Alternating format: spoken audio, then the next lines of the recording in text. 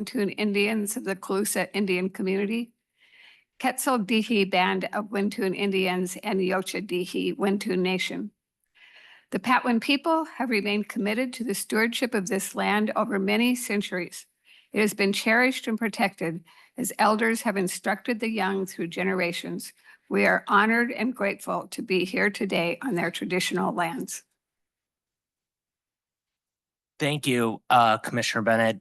And so I think before the approval of the agenda, we were going to add something to the agenda. So pass it back to you, Kristen.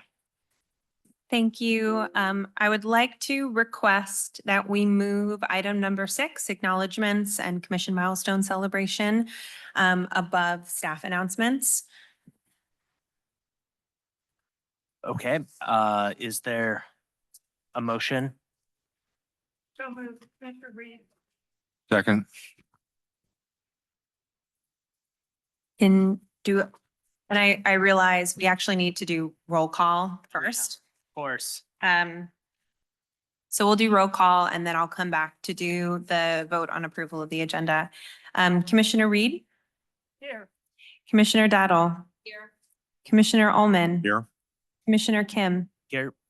Commissioner Serena is on her way. Commissioner White, Here. Chair Mbondo is not present. Commissioner Austin, Present. Commissioner Alvarez, Here. Commissioner Bennett, Here. Commissioner Britton, Here. ex officio member Sarah Morgan, Here. ex officio member Eric O'Brien. Here. And I want to note on the agenda, Carla Fresquez is listed as the ex officio member from UC Davis, but it is Eric O'Brien today. Moving to supervisors, Supervisor Ferrix is not present. Supervisor Allen, Here. we have quorum. Thank you. So I guess Kristen will go back to the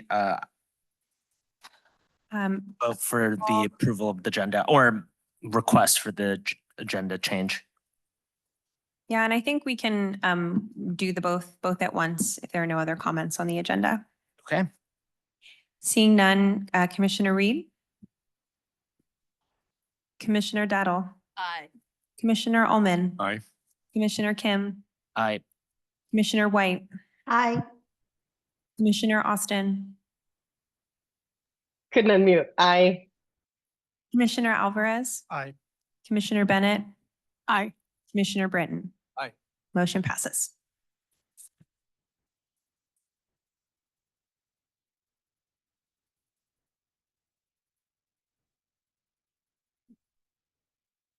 Okay, so now we will have an opportunity for public comment. So if there is anyone here who'd like to share comment or anyone online. I don't see any public comment at this time. Well, let's go to item number 4 and approve the commission meeting minutes from April 28th. Is there a motion to approve the minutes? I so move. Commissioner Daddle. Second, Commissioner Reed. Okay, I'll take us to a vote. Commissioner Reed, Aye. Commissioner Daddle, Aye. Commissioner Ullman, Aye. Commissioner Kim, Aye. Commissioner White, Aye. Commissioner Austin, Aye. Commissioner Alvarez, Aye. Commissioner Bennett, Aye. Commissioner Britton. Aye. Motion passes.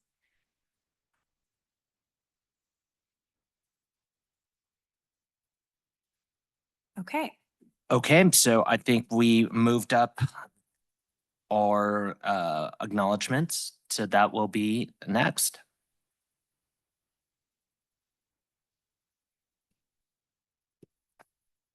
hello, everybody. So this, as you know, this is pending the results of later items in the agenda, likely the last meeting of the commission in this iteration. And I think that as I look back over the past 3.5, almost 4 years of this commission's work, we have all 11 commission members still here, still serving with us. We have not had turnover, and I think it really speaks to the cohesion of this group, but also your collective dedication to the work that we are all trying to move forward. And so I am so proud of all that you've accomplished over 39 meetings in the last 4 years. Going late into the night. You have worked evenings, you have tabled at events all across the county.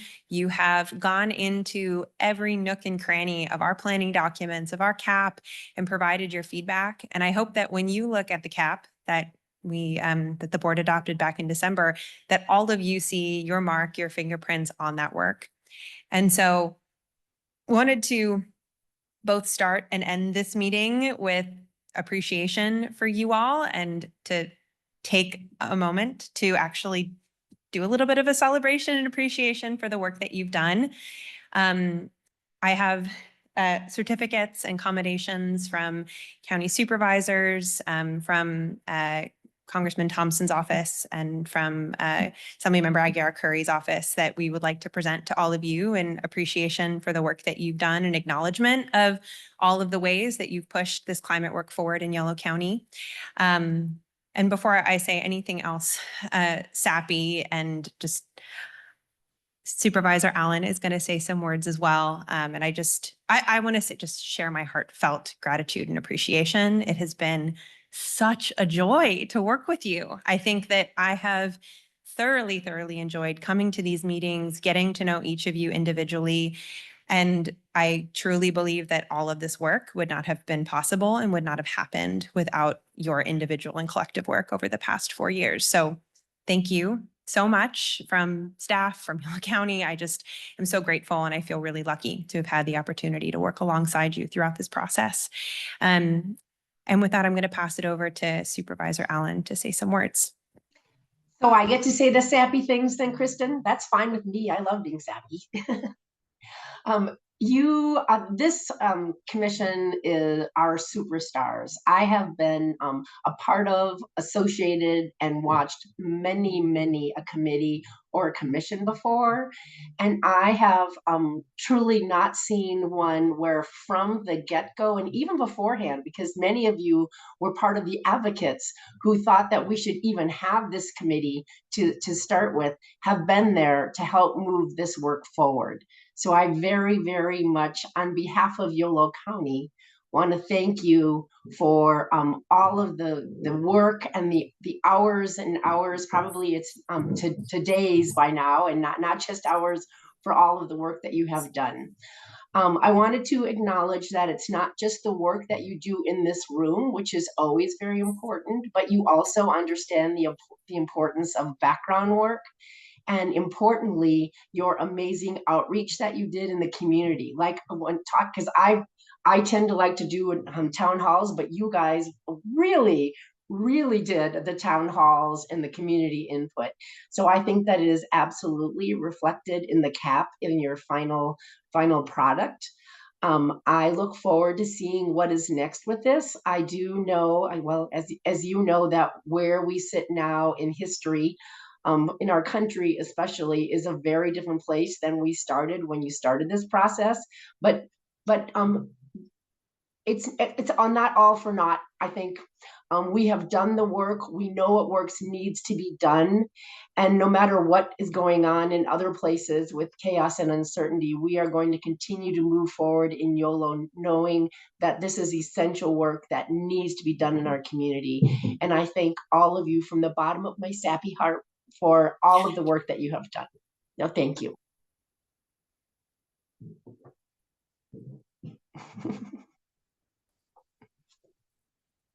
And I wish I was there with you. Sorry, I am not feeling great, in case you can't tell that, but I'm not terrible, but I don't want to share it with anybody. Thank you so much for joining us virtually when you're not feeling well, especially. Really appreciate it, Supervisor Yeah. Allen. Yeah, Oliver is there though, so he can give you all high fives, whatever's going to happen. So we would love to have each one of you come up. We have these big ol' certificate commendation packets that we want to give each one of you. And I want to individually embarrass you and have each one of you walk up so we can all clap for you. And then we're going to take a group picture with everybody. But I'm in denial. This isn't the end. I just want to continue to exist in this amazing bubble of just amazing cooperative collaboration that has just been a highlight of my work here at the county. But for now, let's take a group picture. And then we have a lot of meeting to get to that will determine what comes next. So I will call you off in the order of our roll call. So Suzanne Reed.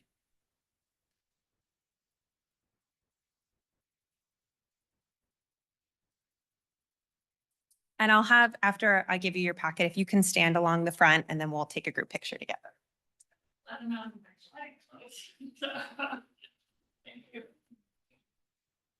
Thank you. Over here. Yeah, that sounds great. Robin Daddle.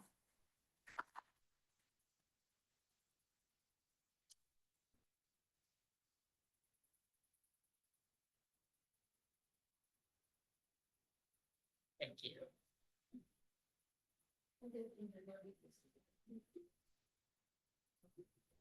Mark Ullman.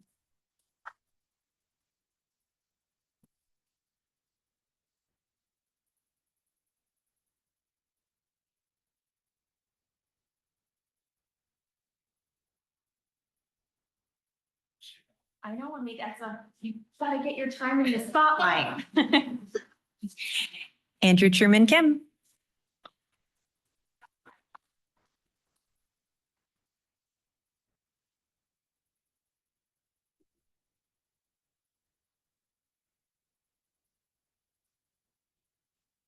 Adelita's on her way. Chris White, I see you virtually. This is for you. Will be delivered. And Jane Bondo. Our fearless leader.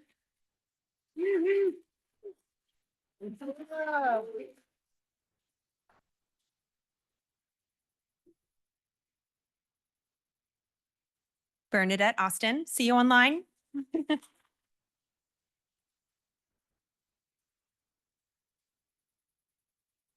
Laio Alvarez.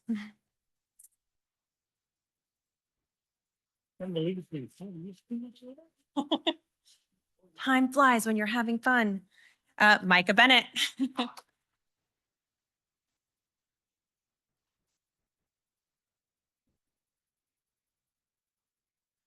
Ken Britton. Thank you. Thank you. Welcome. You are the best. And then Sarah Morgan, we have one for you as well.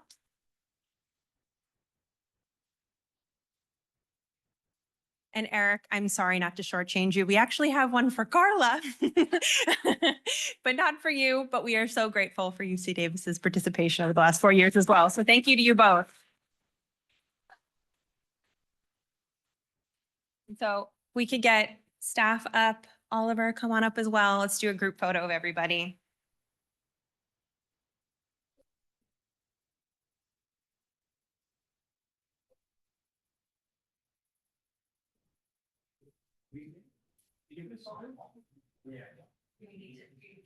Maybe Carl's gonna look nice like this.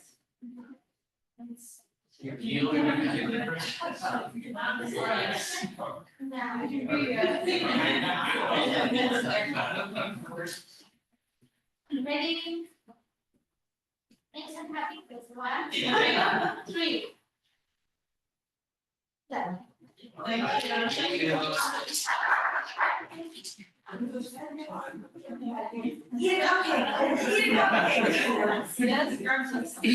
So nice. Yeah.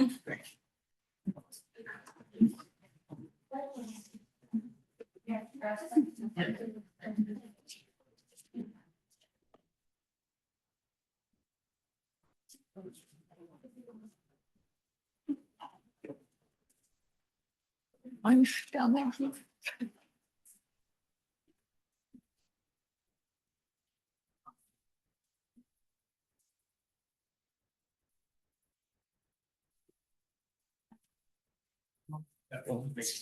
It does. It takes the edge right off sorrow, eating a cupcake. All right. And so I think our fearless leader, Chair Mvondo, is here. So I will pass it back off to you to go back up to item 5, staff announcements. Okay. Thank you, Kristen. Good afternoon, everyone, and sincere apologies for being late. It's just a way to make a remarkable entrance on the last meeting of this version of our commission. So again, thank you, Supervisor Allen, as well, for your kind words, for your ever-present encouragement. And we are ready to resume this meeting. So we're now looking at agenda item number 5. We're going to listen to staff announcement and reports. And we're starting with the Civic Sparks Fellows update by Kristen Reithal. Before we do that, could we please again have a round of applause for our Civic Sparks Fellow? Welcome back. We're very happy to have you back.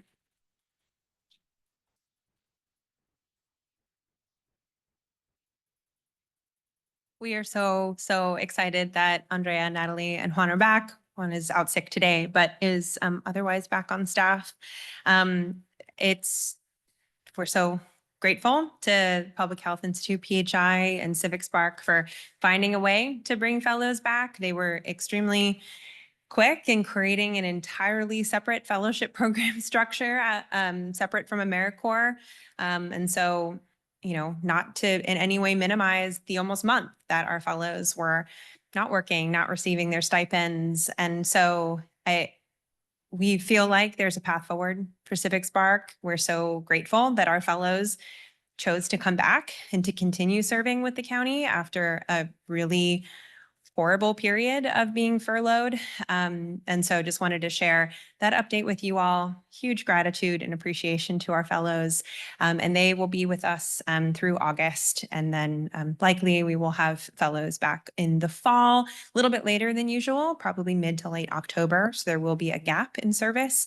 But just to share our good news, they're back after the really challenging, emotionally draining last meeting. So that's A. I will run through A through G, A through F to cover Juan's updates as well now that he's, oh, never mind. I will do A through C and then I'll pass it off to Yuri. So B, update on the Sustainability Division move to County Administrator's Office. So I know that this came up at our last commission meeting. And for those of you who attended or listened into the budget presentation earlier in June, the current plan at this time, we're still expecting to move to the County Administrator's Office for fiscal year 25-26. I think there are a lot of moving pieces at the county in terms of organization, particularly within the county administrator's office and supporting, all of these changes. And so physically, it might take longer for us to move, but I was thinking that we would have a more definitive answer for you all right now. But at this point, it is our expectation that we will move in fiscal year 25-26. And we will keep you updated if there's any deviation from that plan. We will let folks know, but we have no indication that that's the case at this time. Moving down to staff update C, our next meeting of the Interdepartmental Green Team will be in July 29th. And following July 29th, we'll be on a regular quarterly schedule. We've sort of been meeting as needed as different parts of the CAP process have come up over the past year. This meeting is going to be focused on taking the work that the CAP Dashboard Ad Hoc Subcommittee has been working on and bringing that to the Green Team and starting to craft some of the back end tools that staff will use to keep updates on the CAP on an ongoing basis. And so excited by this fall, we should have a skeleton version and then shortly after a much more detailed version of the CAP dashboard available. But that is the next step for our Green Team, which is at this point about 35 staff members strong. If it's okay, while I'm up here, I might run through E and F, and then I can pass it off to Yuri to do staff announcement D. Is that okay, Chair Mondo? Okay. So staff announcement E, update on the Yolo County Community Climate Action Fund. So I'm very, very excited to announce that we awarded our round of Climate Action Fund make mini grants to 8 community partners last week. So everyone has been notified at this point. And I just to the staff and to our commission members, Robin and Suzanne, who scored, supported the process of scoring the applications. It was an amazing group of applications that we received, and we feel really grateful that we were able to award funding to 8 different projects. I'll really quickly run through the applications that were awarded, and then I'll share that we're planning to do a press release this Friday that shares more information about the awardees. But we have the Dick Flores Resource Center receive funding for their YOLO Farm Worker Partnership, which is a partnership between Health and Human Services Agency, Dick Flores Resource Center, and YOLO TD. They're going to be forming a YOLO Farm Worker Advisory Committee that is going to work with YOLO TD to advise on future routes for public transportation and also van share between migrant centers, other places of housing, and farms throughout Yolo County. Catholic Charities of Yolo Solano receive funding for their Prepared Together community-centered disaster education for Yolo County. They have committed to engaging 5,000 community members throughout the unincorporated area on disaster education. And this is, as a Listos California partner, they have a lot of expertise and experience in doing that community-centered engagement. So really excited to see that work. Center for Land-Based Learning and YOLO Resource Conservation District both received funding for 2 separate but connected projects supporting implementation of the YOLO County Carbon Farming Partnership. So for you all, if you remember going back to our early action projects almost 4 years ago, they were part of the team that put together the YOLO Carbon Farming Partnership. They came forward for 2 proposals that both individually rose to the top to receive funding to implement that work. So they're going to have staff who are going to support growers with carbon farm planning in the unincorporated area. RCD is going to provide the one-on-one technical assistance to growers, and then Center for Land-Based Learning is going to provide the wraparound education, support, outreach, peer-to-peer learning opportunities to go along with that work. Breathe California, Sacramento region received funding for their SAC Breathe Food Scraps and Recycling in Schools program. They have a waste education program that they do in schools throughout Sacramento and a few other communities as well. Comes into schools, does 3-stream recycling education, and then does on-site waste audits to track progress with students. So they're going to be forming partnerships with schools in the elementary schools in the unincorporated area to do that education work. YOLO Soul received funding for the West Yolo Wetland Restoration Education Project, which is going to be working with Esparto High and developing a manual around traditional ecological knowledge and wetland restoration in the unincorporated area, and then engage youth in the restoration work. YOLO Food Bank received funding for the YOLO Food Bank Harvest Program Expansion and Internship, which will form a new partnership and for a new growing site to source local food, grow local food, source local food, and get some interns involved in the development and cultivation of that food to be distributed through YOLO Food Bank's distribution channels. And then the Davis Bike Campaign received funding for teaching bicycling to kindergartners, which will go into an elementary school in the unincorporated area and teach a whole class of incoming kindergartners how to ride a bike, and then we'll work with us around some safe routes to school work in association with that. So I think this is just, we were incredibly oversubscribed for this program. We're really excited about all of the different sectors that this group of projects touches on and all of the different ways that we're going to be able to really quickly get some progress on different elements of the CAP. So I will leave it at that for now. I'm happy to take any questions about that before I move on to my final staff update. Vice Chair Kim? Kristen, do we know if Center for Land-Based Learning, noting that they won the 2 grants for the early action in the past, did they have any kind of reports on what happened for the first 2 grants? Center for Land-Based Learning, they were a sort of partner of the YOLO Carbon Farming Partnership with RCD sort of as the lead on that front. There was follow-up outcomes of how many folks came out to the different workshops, and a couple of us attended their Keystone workshop. There were 7 counties represented at the workshop, about 75 participants. And so this is going to be building on that work. So they had like reporting that they had to do as part of the grant award process. And then there's some other, summary work that they have up on their website from that first phase of implementation. Thank you. Thank you. Commissioner Dattel, did you have a question? No? Okay. So just very quickly, thank you to Commissioner Dattel and Reed for the work on that selection. I was wondering if you wouldn't mind reminding us when we anticipate those organizations to start the work. Is that going to be in September or October? Hopefully sooner. So we are going to be getting contracting packages out to all of our awardees, hopefully by the end of this week.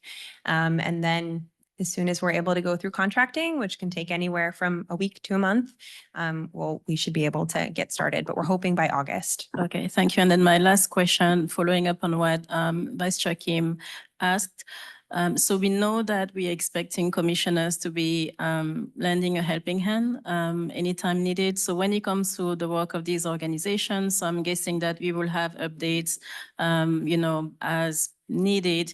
But I was wondering if there is any other type of support that might be needed from commissioners at this time, or if they're just going to be operating independently. That's a good question. We don't have additional expectations at this time from our partners. I think it'll probably work in a sort of similar way to how our early action projects went, where we have periodic updates from a combination of staff and partners on the projects that are moving forward. And then everything does need to be done by the end of 2026, so about 18 months. And so I think thinking forward, would love to have some sort of summary capstone of all of that, but we don't have anything set in stone. Thank you. And then actually my very last question / suggestion. So I'm guessing, just for clarification purposes, that they will be listed on the YCCAC website, like just again in terms of these are the organizations doing this work. And I'm thinking of the dashboard. So I don't know if they will be reflected on that, how relevant that will be, but it's just kind of like a reminder of the fact that the work they do is counting toward the county achieving its climate action goals. Definitely. Once the press release goes live, we're going to be updating the Climate Fund page of the website to remove sort of the grant language and replace it with short summaries of each of the projects. And then each one of the applications reference directly the actions within the CAP that they would be supporting. And us as staff will be working to get that information up into the CAP dashboard so that it's reflected, they're listed as partners and supporting that work. Perfect. Thank you.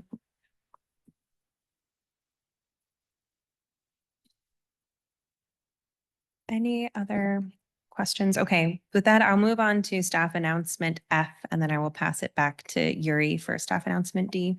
So the Yolo County Regional Resilience Collaborative has been moving ahead. The initial planning group has been working and meeting regularly. As folks know, we didn't, just due to staffing capacity at the time, we didn't include all of the cities, not all of the cities, I should say, were able to participate due to their staff capacity. Things have changed. City of West Sacramento has a sustainability manager now. City of Winters, we've been able to connect with and interview, and there's excitement there. So we have officially expanded to include all 4 of the cities, extended those invitations out.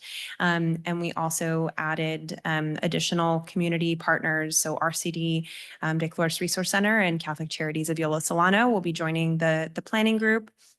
We're having an initial workshop for community-based organizations on Thursday, July 24th from 10 to 12:30. And this will really be focused on hearing from CBOs, what their main resilience priorities are, how, what they are doing to support their communities and what they are hearing from their communities in terms of resilience.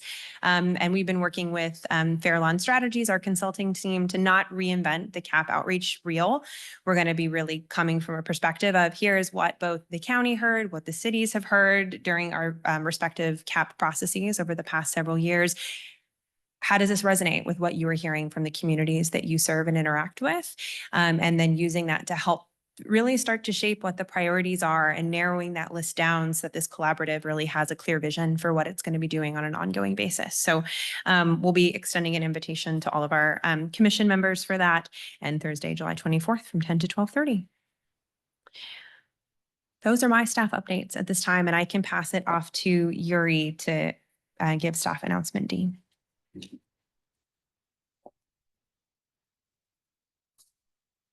Thank you. Hello, I'm here to provide a quick update about YOLO Energy Partnership Program, also known as YEP.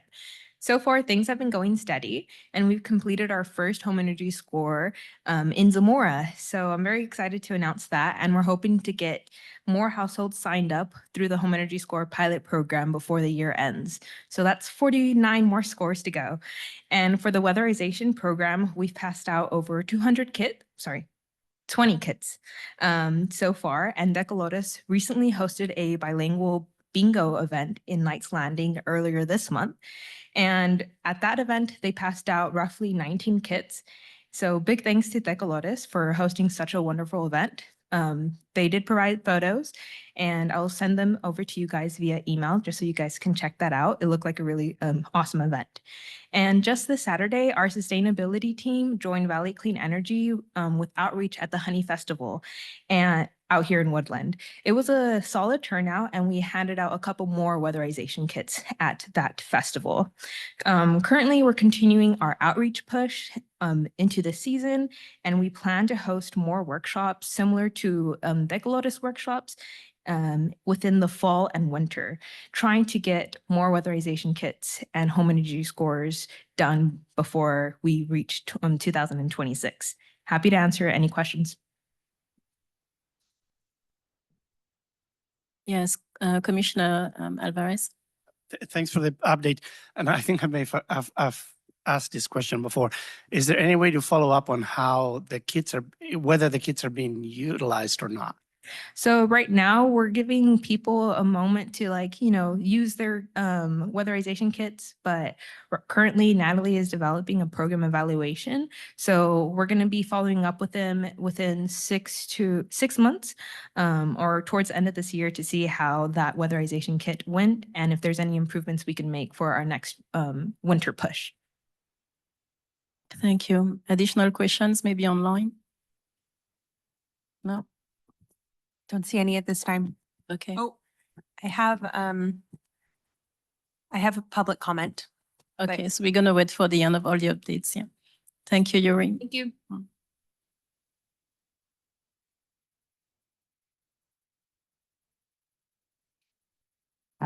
Okay, is that the end of the updates and announcement?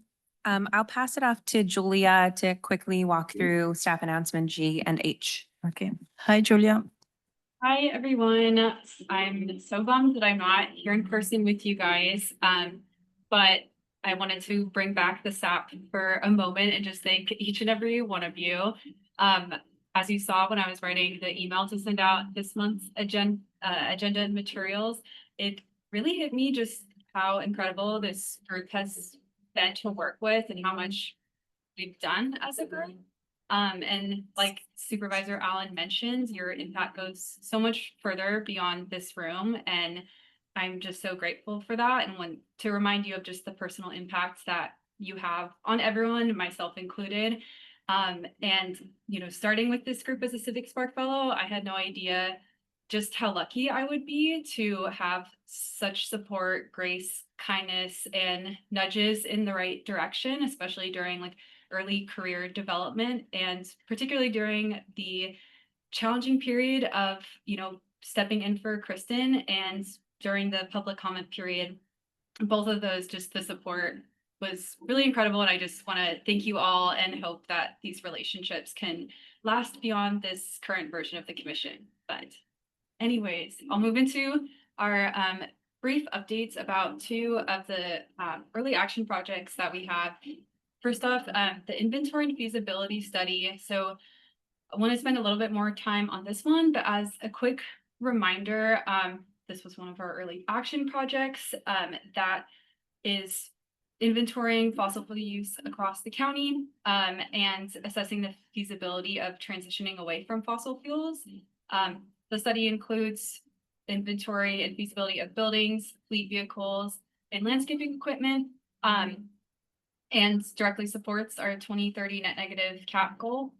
And I wanted to share some of the initial findings that we've had in this project, which include that 85% of the county's natural gas use is from HVAC systems, and about 90% of the county's buildings have sufficient electrical capacity to electrify without major upgrades. So wanted to share that all with you. And the study also included a cost benefit analysis, weighing the cost of the upgrade of equipment against utility savings and avoiding replacement costs and emissions reductions.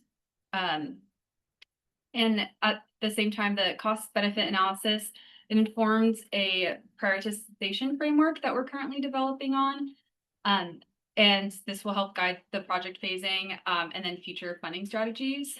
So currently, we're now finalizing building out our priorities and implementation phasing and working on a funding roadmap that is going to be developed that includes grants and rebate opportunities. And also the results of this study will be integrated into the CAP dashboard and the greenhouse gas tracking tools within that dashboard. But we're near the end of that project and a full presentation of the project findings will be shared at a board meeting at a later time. But that's everything on the inventory and feasibility study, unless anyone had any questions on that. Thank you, Julia. Any questions? Online, any questions from commissioners? No. Okay, thanks, Julia. And then the next, yes. sorry, briefly, the ZEB action plan. Mhm. Currently doing a review of the existing conditions report that our consultants developed. And then we're also still coordinating with partners to review their final fleet data. And our public engagement strategy is still in progress as well. So more updates to come at a later time, but that's all I have. Thank you. We appreciate the updates. Questions on the ZEV program? No? Okay. Thanks again, Julia. We appreciate it. So we're now going to take public comments.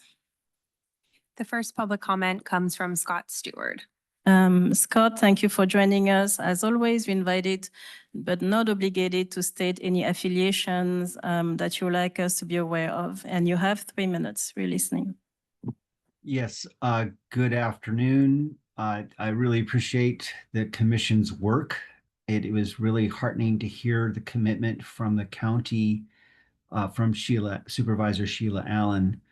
And as someone who is a lay person out here in the field, not on the commission, working towards creating greater progress towards our zero net goals, I just want to say how heartening it is to hear about the project work and the solicitation that the county has gone through to get that work, all those grants that we were just hearing about. It's just really gratifying. So thank you, everybody, for your commitment in this first, if you will, phase of the Climate Action Commission at the county. I really appreciate it and just wanted to give my thanks to you all. Thank you. Thank you for the encouraging words, Scott. And we also want to thank you for all the support you provided the Commission over the 3 years we've been in activity. Our next public comment is from Christine. Good afternoon, Christine. Thank you for joining us. You are welcome, but not obligated to list any affiliations you'd like us to be aware of. And you have 3 minutes. So good afternoon. Thank you. My name is Christine Shoemaker. I'm a resident of Woodland and a longtime climate activist. And as Mr. Stewart said, I've been watching the YCCAC since it began, and I'm very heartened with a lot of the progress. I have a specific question for Julia on the getting all the fossil fuels out of the buildings. I was wondering if you could remind me who the contractor is that's doing that project for the county. I just can't remember who it is. And also, I'm wondering if like some of the findings might be published early. Like I think you said that a significant portion, I can't remember the number, a significant portion of the natural gas usage in buildings comes from HVAC. Just knowing that and having that out there in the public, I might think might be a good idea. And I'm really looking forward to the long term deciding what to do. And as someone who did it herself on her own home, that 90% of the buildings are okay to go forward with is really good, because if it's not, as I did it myself, it can be difficult. Anyway, thank you. Yeah. Thank you, Christine. I want to note that several commissioners were nodding, Christine, when you were asking the questions. And so, Julia, we're waiting for your answer. Thank you. Yeah, thank you for your questions. It's AECOM that's developing the inventory and feasibility study, and their contract is ending pretty soon.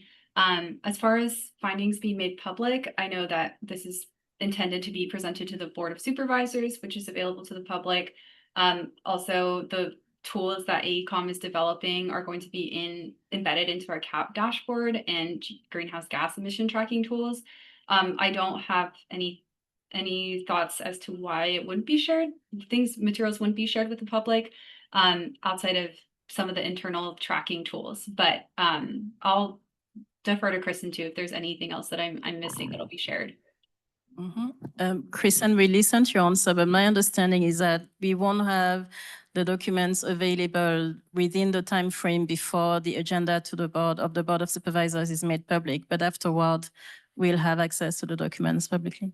Yep, the project still isn't completed and it's still in draft form. And so the board takes a recess in August. And so it's likely that it'll be in early September that we bring it forward if we are not able to finish the project before July.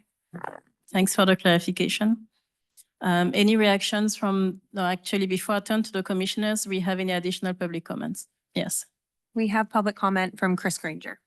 Okay, so Chris, thank you for joining us. You have 3 minutes, and we welcome you.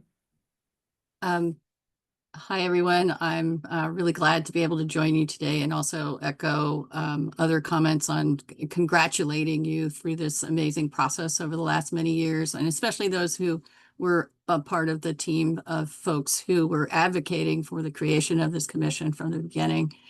I think it's an amazing amount of work, and we have an amazing amount of work left to do. So I'm looking forward to seeing how this commission morphs into more action.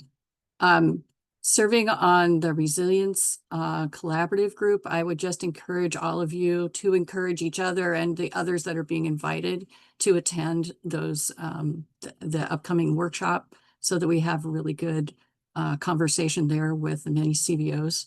I also want to echo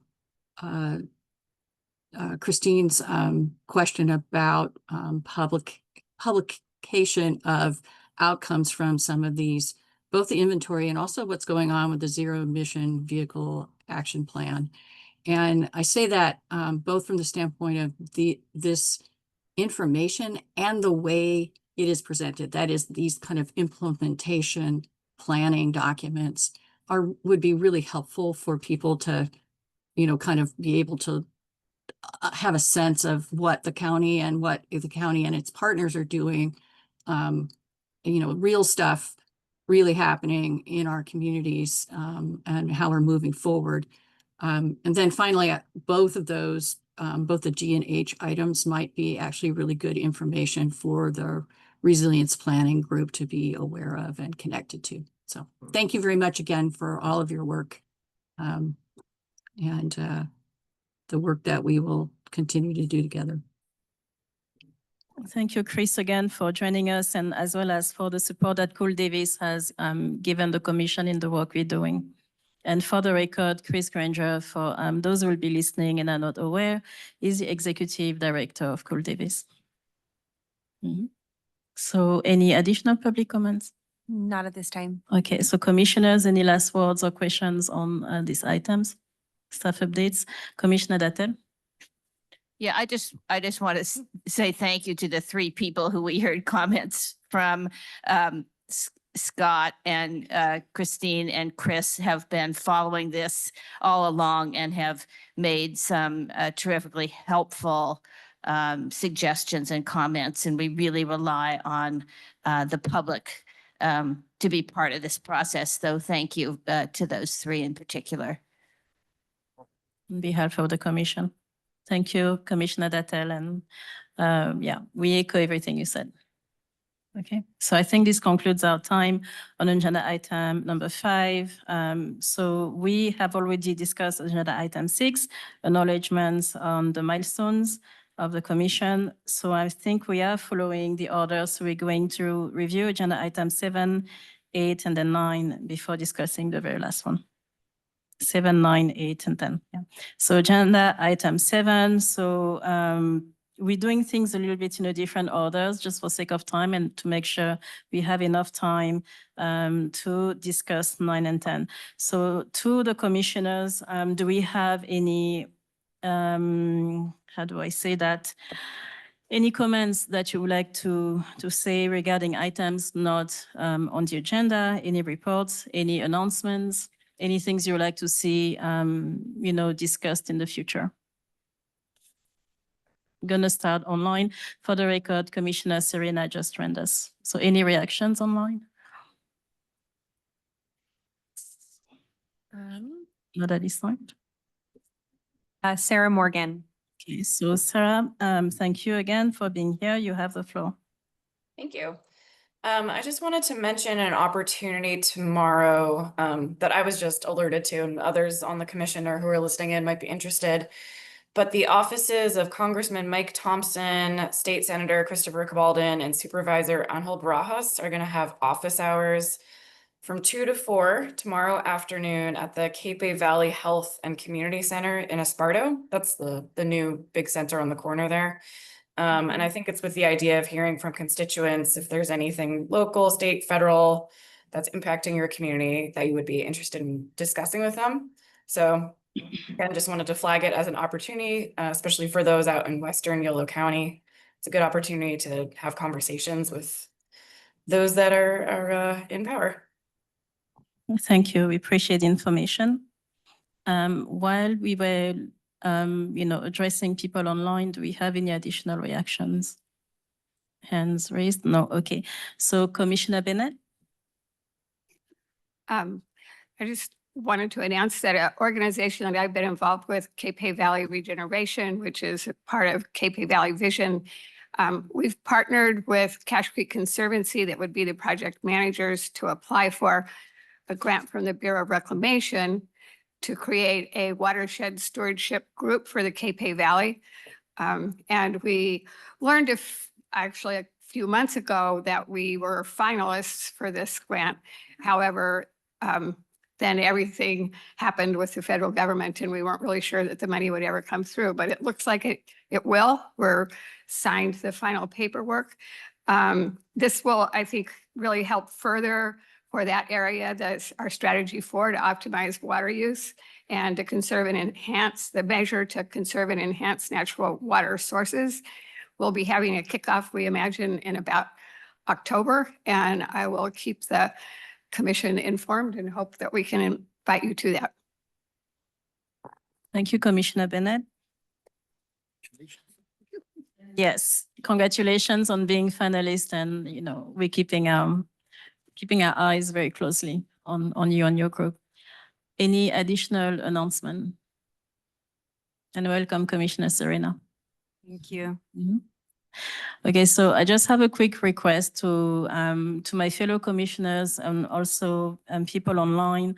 Just a kind reminder to please keep an eye out for grant opportunity, funding opportunities that are not federal, and make sure that you let not the commission but the staff know We're just thinking that with everything that's happening right now, we know that there's going to be some private funding opportunities available. We want to make sure that we're able to recognize them and go after them. Okay, so I think this is it. Any public comments on that? Just asking for the form? No?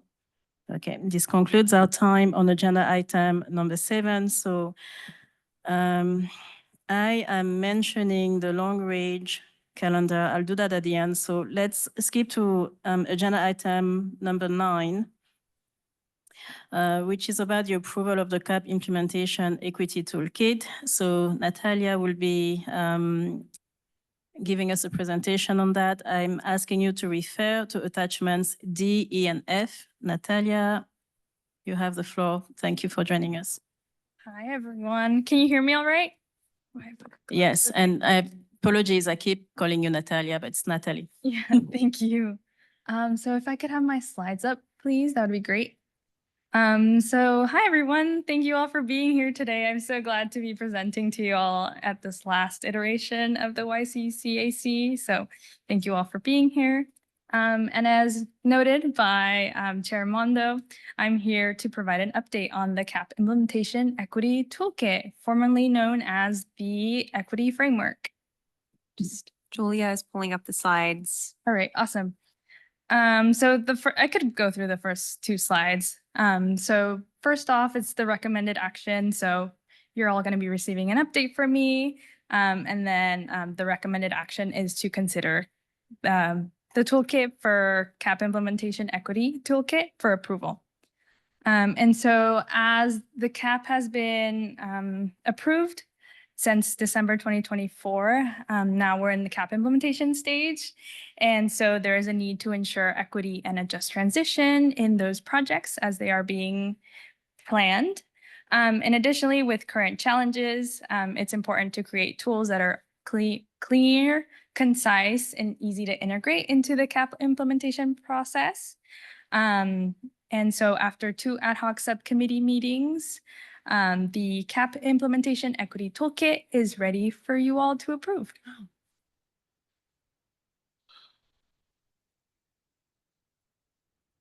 And I'll wait a little bit for the Sorry, slides to come up, but if not, that's okay. I'm sorry, they're showing up on here and I didn't realize they weren't coming up in the commission chambers. It's all right. I could keep going. So for a bit of background, back in 2024 in December, the CAP was approved. And then afterwards in February, the YCCAC established the ad hoc subcommittee. And from then on, it took some time to coordinate logistics for our first meeting that was held April 2025. And so afterwards, we were furloughed for 3 weeks. So the work on the equity framework was paused. And when I came back mid-May 2025, I hit the ground running, went back through all of the notes from the past ad hoc subcommittee meeting, as well as any prior research that the working group that included myself, Andrea, and Yuri had collected. And so that brought us to the next ad hoc subcommittee meeting that was about 2 weeks ago, June 12, 2025.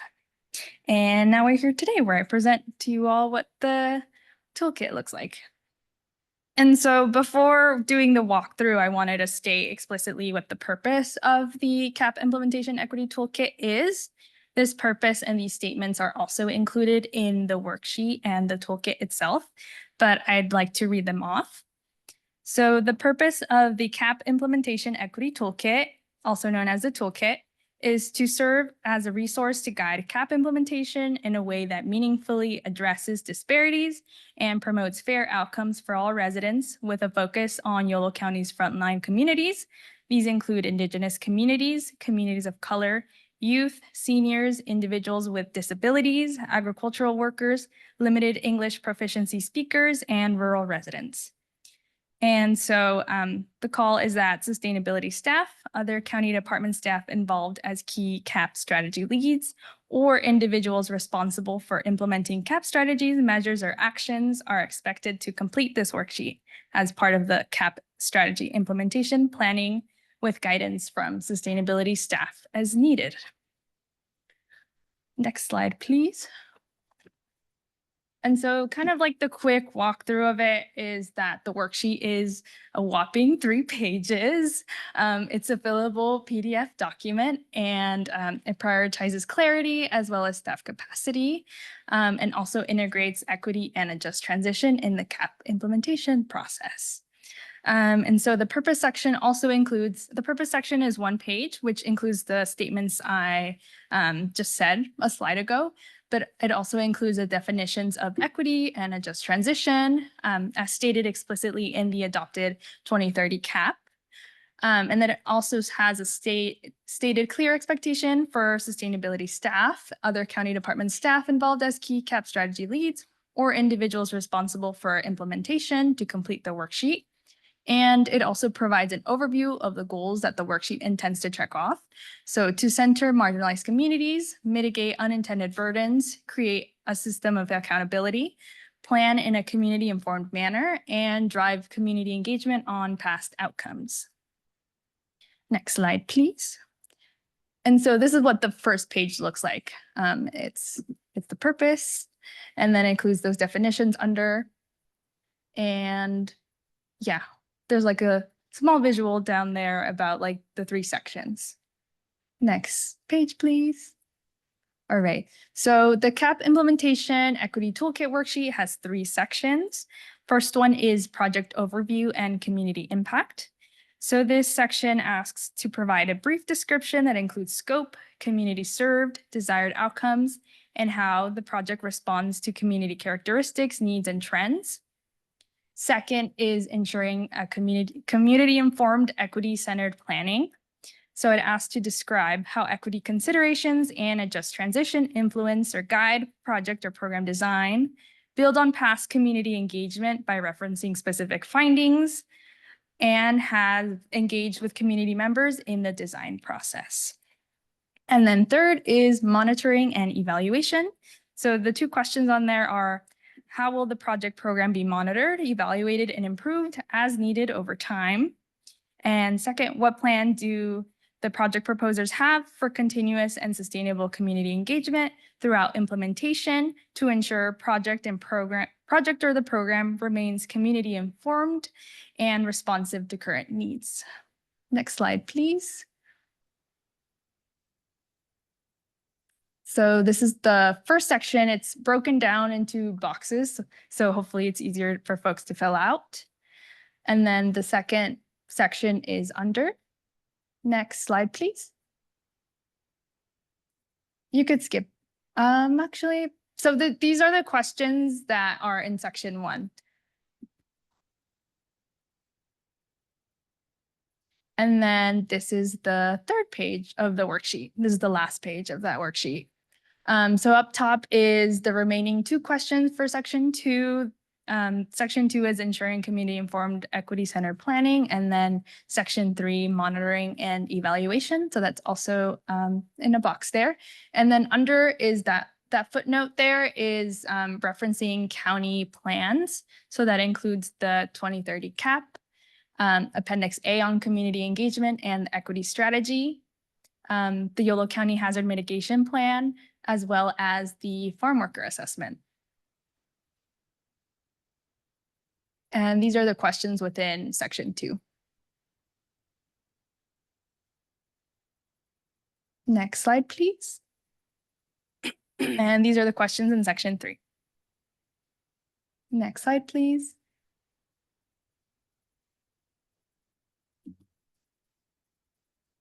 And so what are the next steps? So the next steps are that hopefully after your approval, the CAP implementation equity toolkit is integrated into the CAP implementation processes.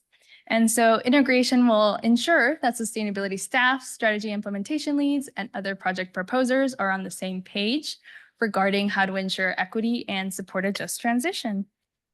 Next slide, please. And so the recommended action is to consider the approval of this toolkit. And thank you especially to the working group, Andrea and Yuri, for doing this research with me together, and also to sustainability staff, and also the ad hoc subcommittee members, Pelayo, Adelita, and Suzanne. Your feedback was really helpful in this process and very much appreciated. So yeah, thank you all, and let me know if you have any questions. Okay. Thank you very much, Natalie, for this presentation, and congratulations on this milestone. Thank you. So before opening to questions, I want to ask Pelayo, Adelita, and Suzanne if there's anything you'd like to add to what we just heard. Anything you'd like us to keep in mind when evaluating this and voting on that? The main thing is, one, thank you for working on this, Natalia, and also staff, Yuri, and all involved. But it really was meant to be like something approachable, easy to digest, and, to read, easy to understand. And I do believe that was achieved. I know, I see the changes that were made from our last meeting. So even now I'm just seeing this last iteration. And so it seems to be meeting the mark. The only thing I would say maybe is like, maybe some bolder print on these, my eyes are struggling nowadays, and I'm like, can I read that? That's always a note for myself. Maybe on the arrows, maybe making 1, 2, and 3 just slightly bolder. I'm always looking for things to make my eyes work better, but yeah, that's it. So you're saying so that at a glance, people are able just with a quick glance to have those 3 items stand out? Yes. So they be bigger, bolder, okay. Yeah. And of course, that's just for me a suggestion for my eyes. It doesn't mean everybody agrees with it. But yeah, I see the changes that were made, and just thank you. Okay. We appreciate the input. And Pelayo and Suzanne, before we take questions from commissioners, Pelayo? Yeah, thanking Natalie for guiding us through adapting this tool to making this something that is useful to people in Yolo County and the entire working group and my fellow subcommittee members. One thing that I want to notice this to when you look at the toolkit is, and I think we've done that through the series of meetings, is think of the user. This is not easy to tackle this topic. I mean, this could have been 10 pages. You can make it 10 pages long. But think of someone, again, trying to use the tool, and I think that simplicity talks about, and that's the most difficult part, right? To make things simple. Again, we could have been easier to have a 10-page long toolkit, but yeah, so when you think about the toolkit, think of the user. If you were that person using the toolkit, is this simple enough? Is this clear enough? Is this straightforward enough? And one thing that we emphasized at the meetings was, does this make the person think? That's I think what the toolkit I think it aims to achieve, and I think obviously my opinion is that it does. Appreciate it. Thank you, Commissioner Alvarez. Commissioner Reeds? I just wanted to follow up to what Pleo just said as well.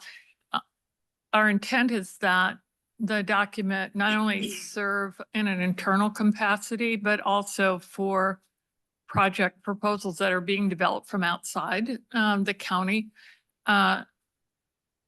Would have a guide, like Paleo was saying, to make them think about what it is that's going to make their project fulfill the expectations of the CAP.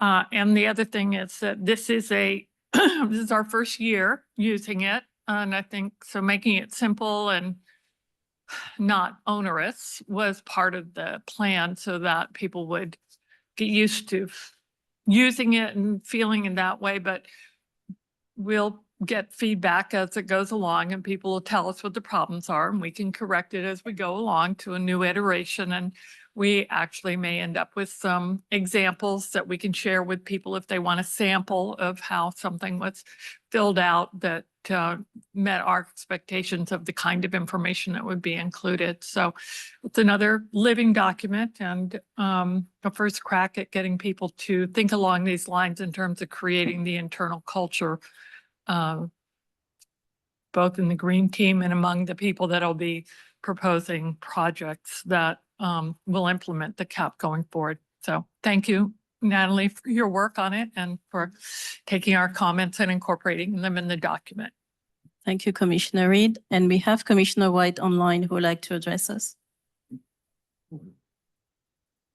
So thank you for doing this. It's really great. I agree everything that you've said about keeping it short and simple. One of the things I want to call your attention to is to think about the answer that you would think is acceptable, because people can read things so many different ways. And I often think when I am applying for federal grants, particularly Department of Energy, they want to see that you have really thought something through. So I'm thinking particularly of the two questions that are in monitoring and evaluation. It says, how will the project program be monitored? Is an acceptable answer is a survey?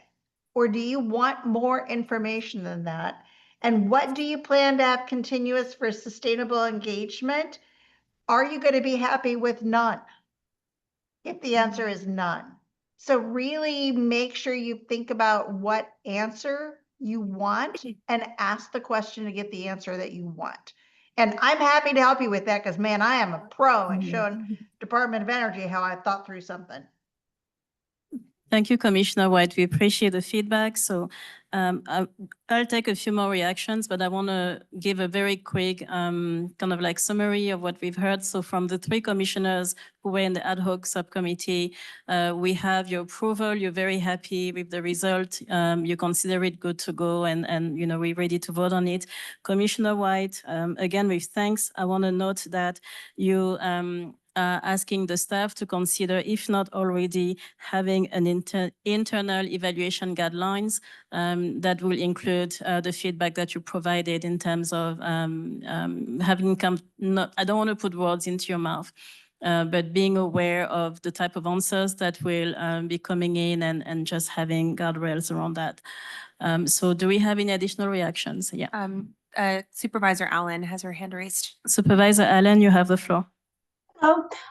Just one thing is the accessibility of the document. So there are, you can find online how big the font should be, what kind of font it should be, the various colors, and especially so that it can be read by computers for people who have to use a computer reader. So that would make it accessible for more people.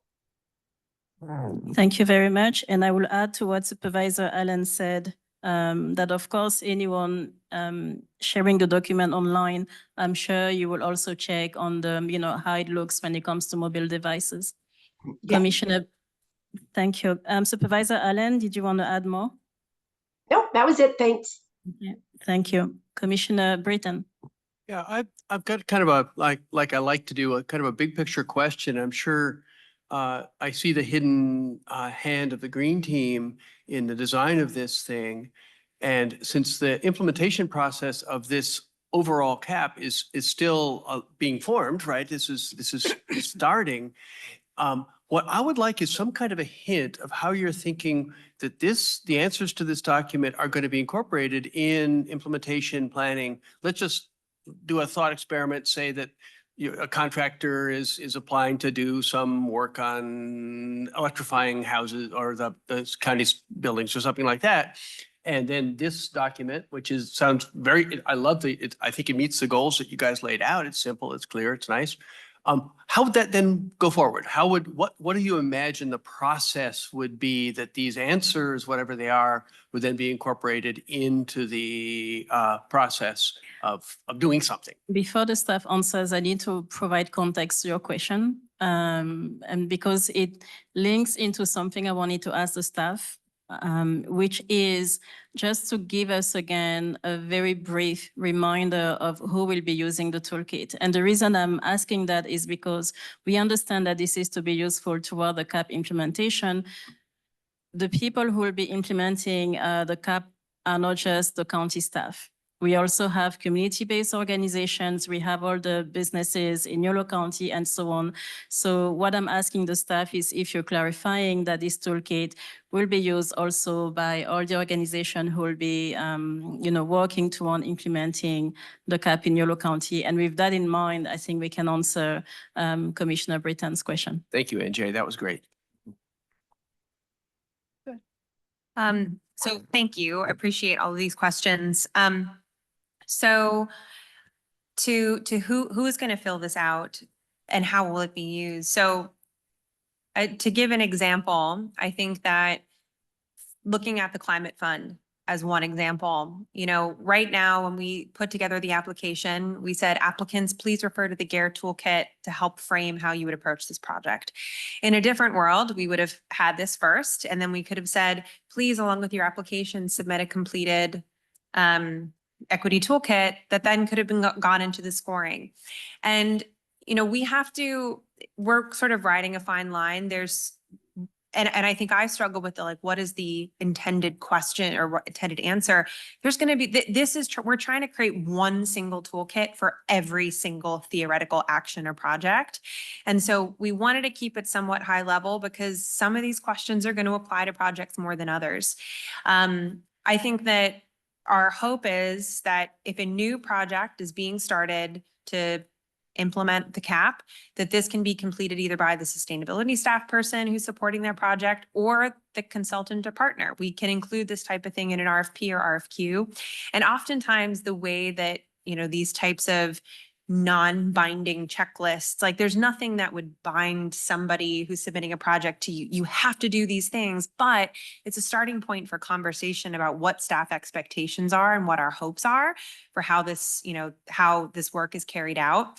And so that's sort of how we've been thinking about it and talking through it. Is this is a starting point for conversation. And Natalie said during the presentation to get applicants, either applicants or staff, to think through these questions.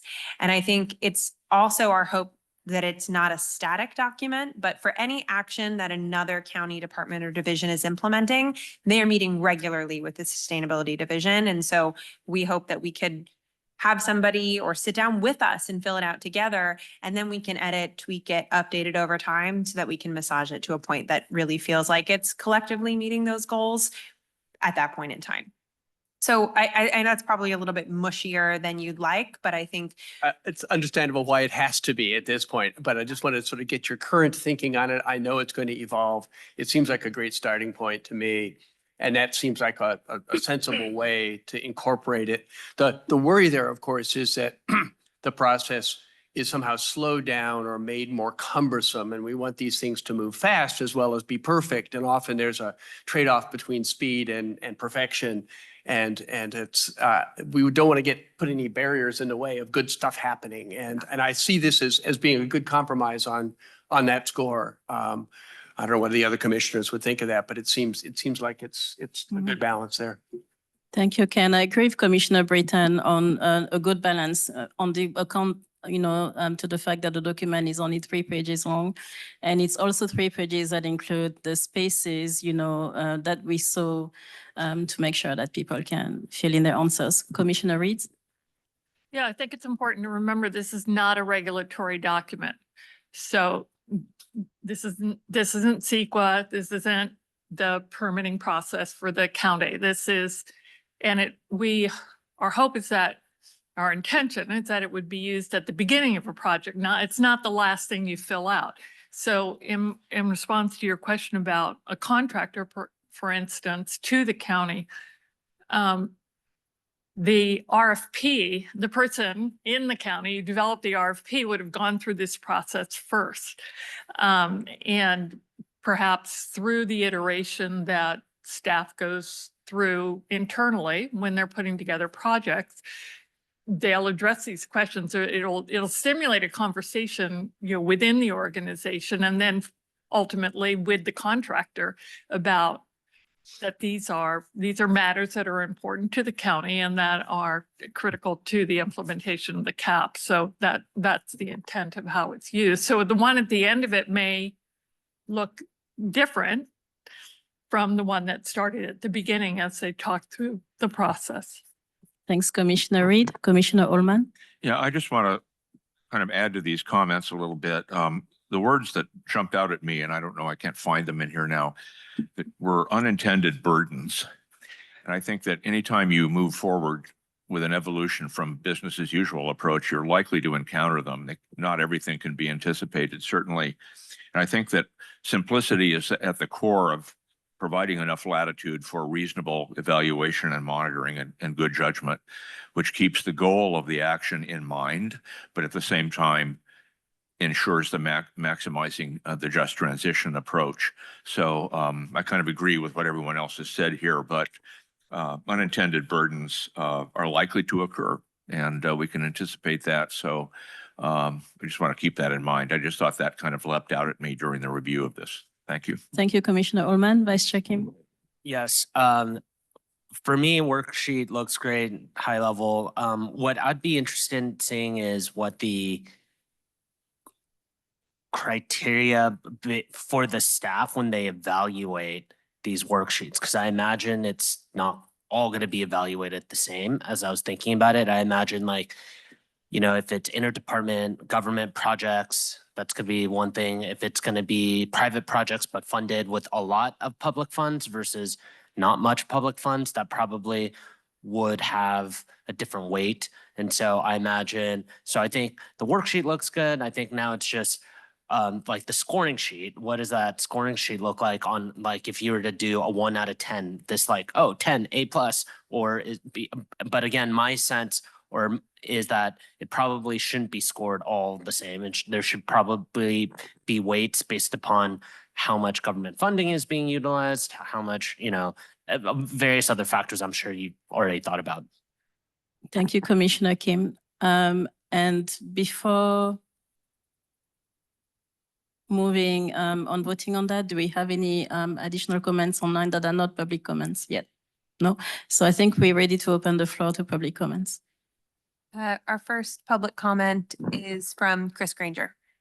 Thank you, Chris. You have 3 minutes.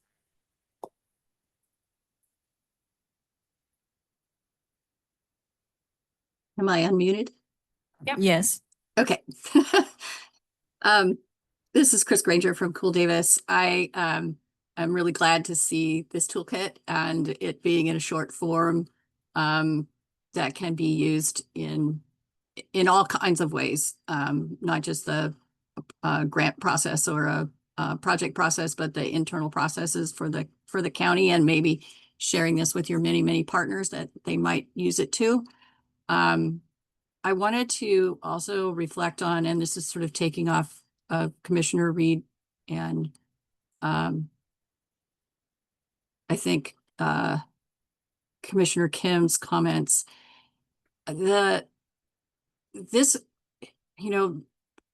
Folks will say that a budget is a really great way to understand the values of an organization. And this is a values document. And I think it also makes it possible for that document attached to many kinds of project plans to start to really articulate the real work of building equity, of community engagement that truly engages the community that is most affected. And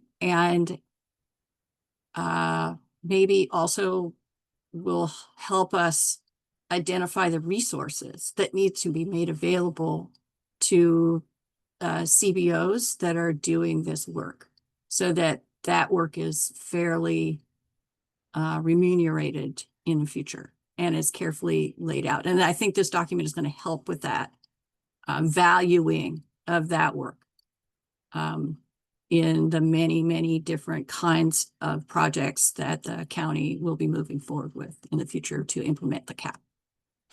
Thank you. Thank you, Chris. Any additional public comments? Our next public comment is from Juliet Beck. Good afternoon, Juliet. Thank you for joining us. You are welcome to list any affiliations, and you have 3 minutes starting now. Hello, everyone. I was just wanting to suggest that in your the references that you make to list as well the amendment to the general plan that was done in 2023, which the general plan is a binding document that I believe all Yolo County staff is required to adhere to. And the amendment was pretty significant in addressing specifically environmental justice and climate adaptation, and it amended 4 of the elements of the general plan: the land use element, the community character element, the conservation open space, health and safety element of the general plan. So I think that the more that we can overlap with and integrate, the county's own general plan as it was amended to comply with state law, I think we can also show that this isn't just values driven. This is actually also requirement of legally required as explicitly laid out in this amendment. So I'll send you a link to the amendment, but it's worth reading if people haven't familiarized yourself with this amendment that was passed. I didn't realize it was being passed in January 2023, but I'm glad to see that it was adopted by the supervisors. That's my recommendation. Thank you. Thank you, Juliet. So before the staff addresses what you've heard, including from commissioners, do we have any additional public comments? Then I have something to say. No additional public comments at this time. Okay, so when we were listening to everyone, I just want to say that Commissioner Reed put in front of me again the bottom of the toolkit, the document that you shared, the form.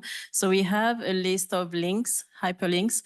And so this is my raw reaction to the comment from Juliette Beck. This could be a place to add that, link to the amendment to the general plan. So people have access to it.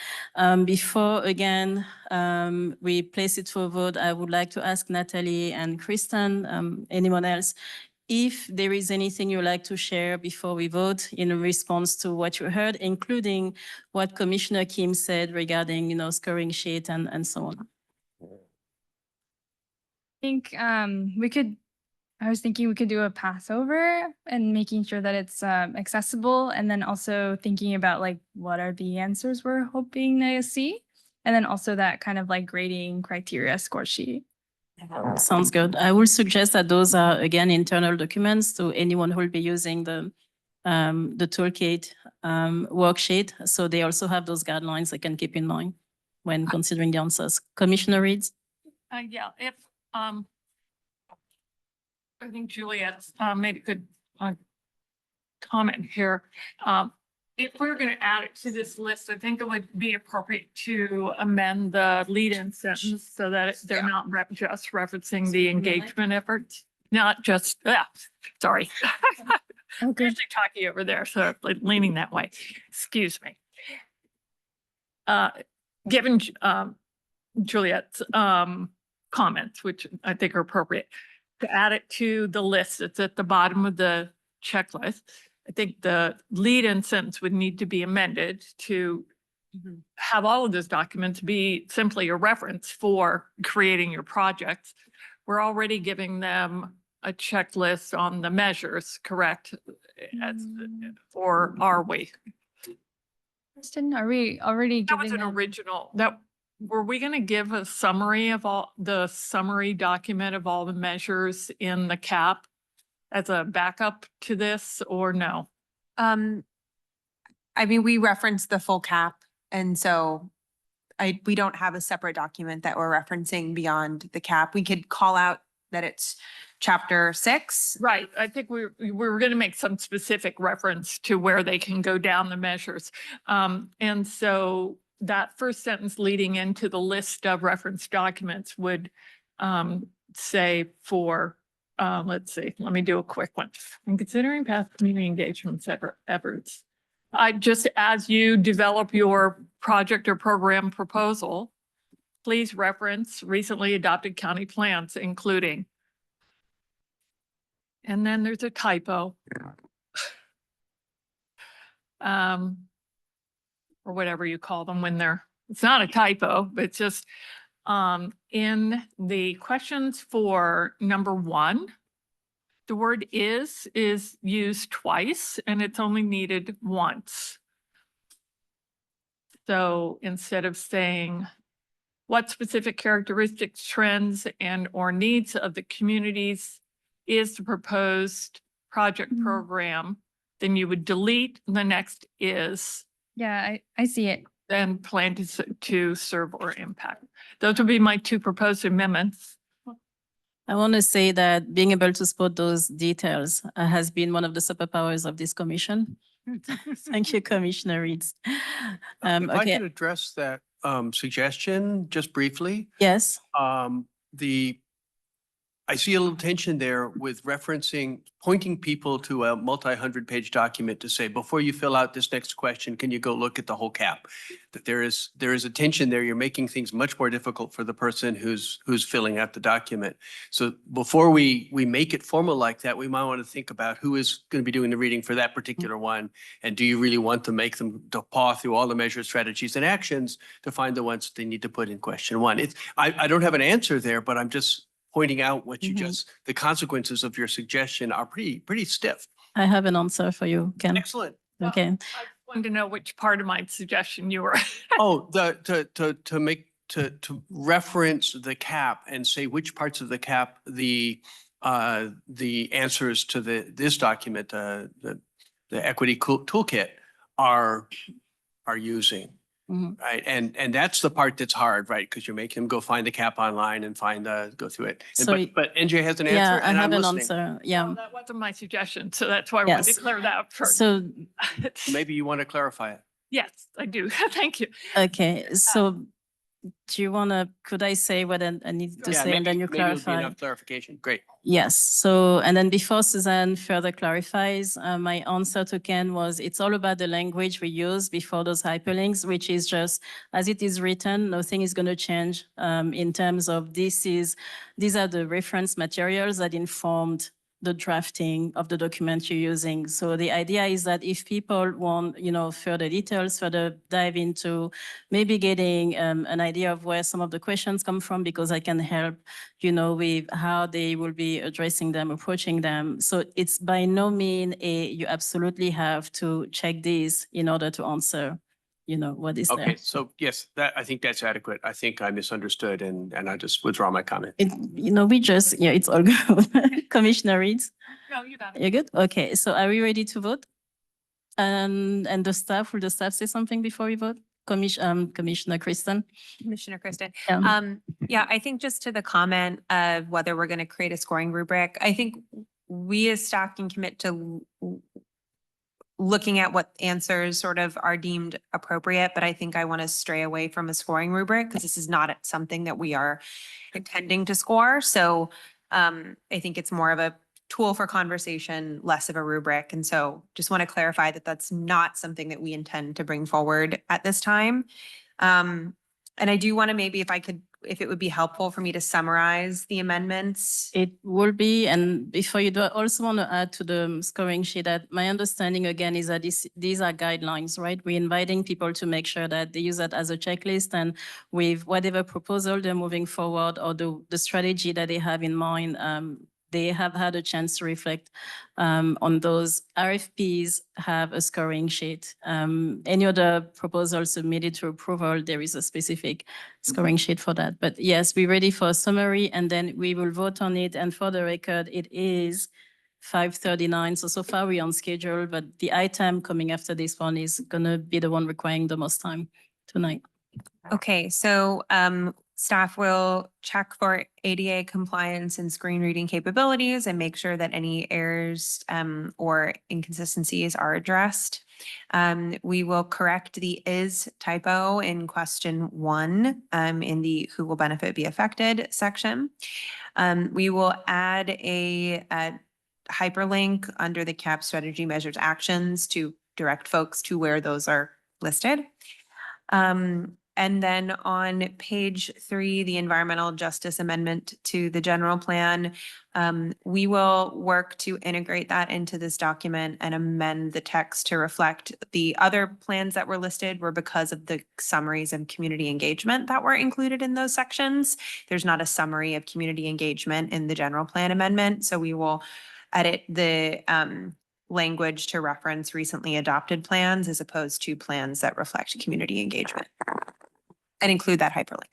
Okay, that sounds good to me. Great, I see several nodes. So are we ready to vote on that? Yes, Commissioner Reeds. I was just going to Make a motion. Suggest and response to the issue that Ken raised in that sentence, if we wanted to make that, if we want to make it less directive, where it says please reference, it could say you may reference. That's sounds good. And Commissioner Britton seems to highly approve That work? of that suggestion. Okay, we have a consensus. Could I please have a motion to approve the CAP implementation equity toolkit?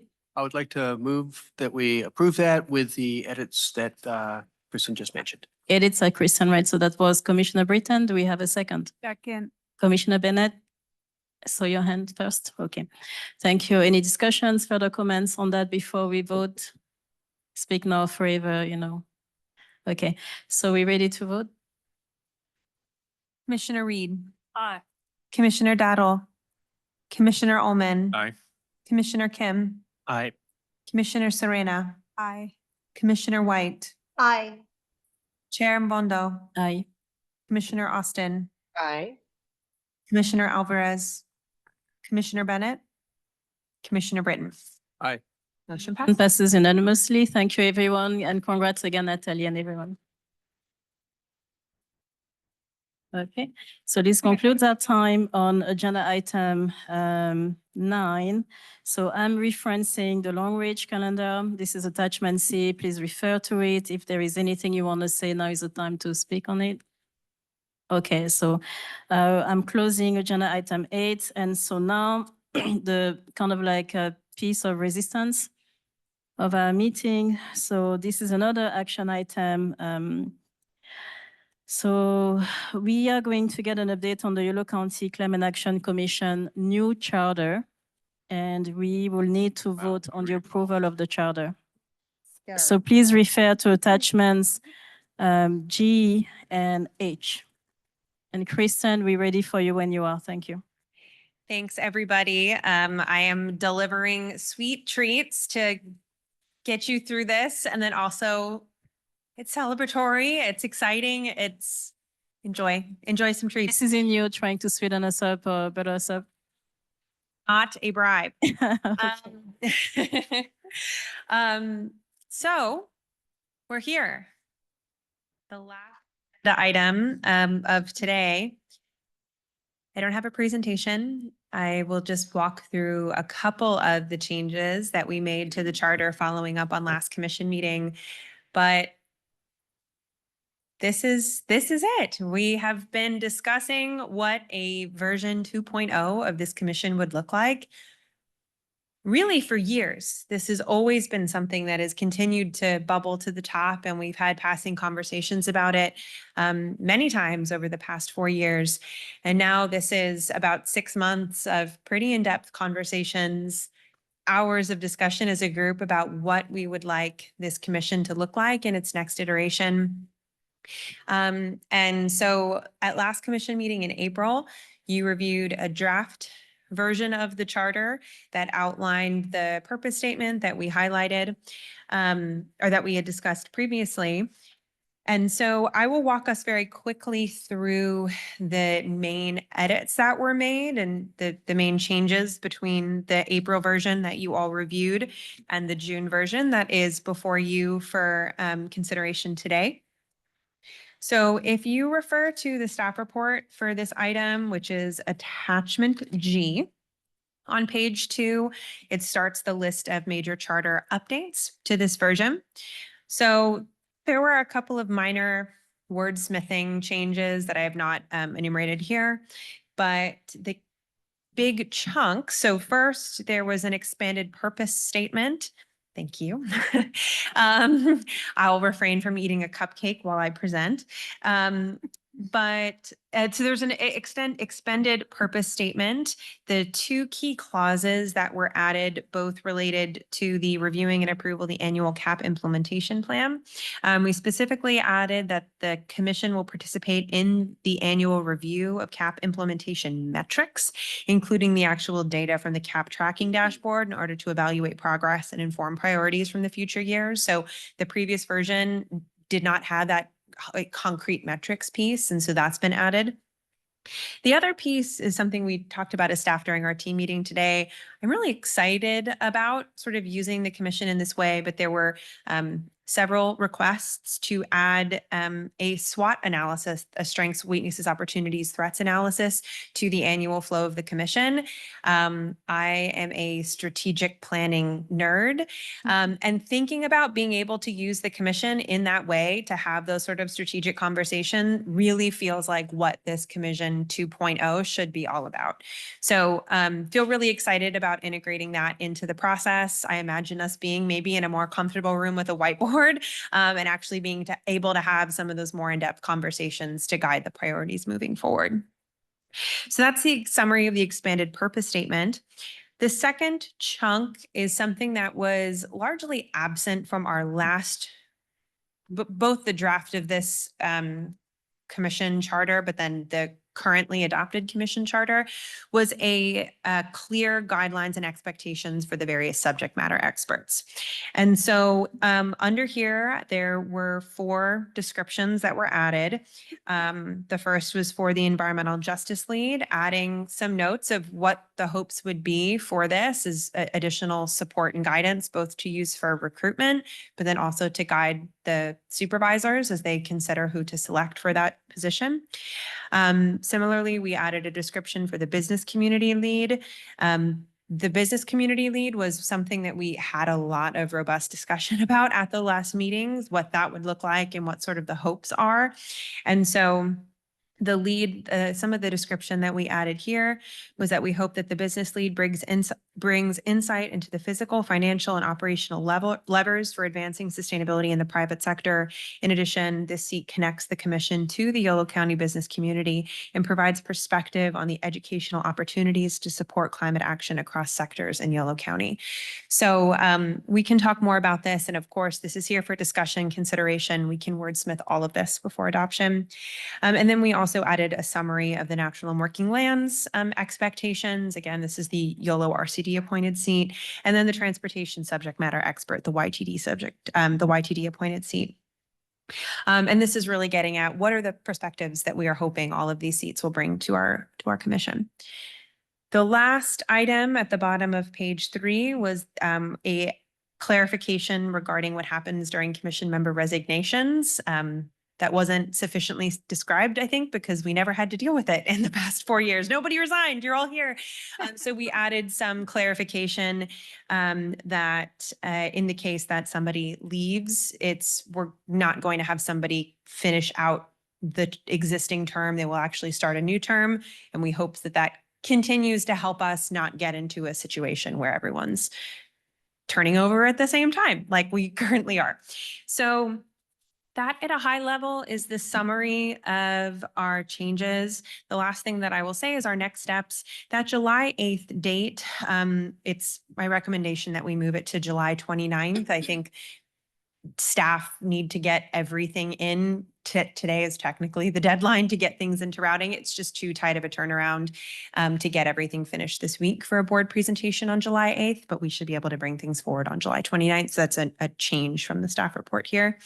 And then summer 2025, the recruitment and selection process would go on. I will say that for many of our district appointed seats, there have already been conversations where supervisors have reached out about those seats. And then our hope is that in October of this year, excuse me, we'd be able to relaunch our Commission 2.0.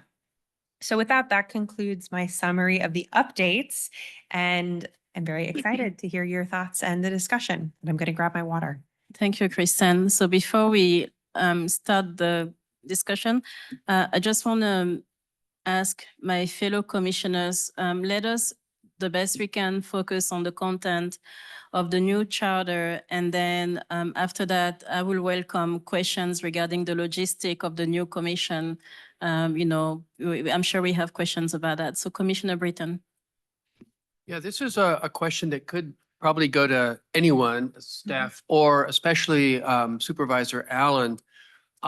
And we talked about it a little bit at the last meeting, that during this phase of this commission, we were explicitly by the Board of Supervisors called off from any involvement in ongoing planning for projects in the county through the planning process. And we had this conversation, I don't remember the details of it at the last meeting.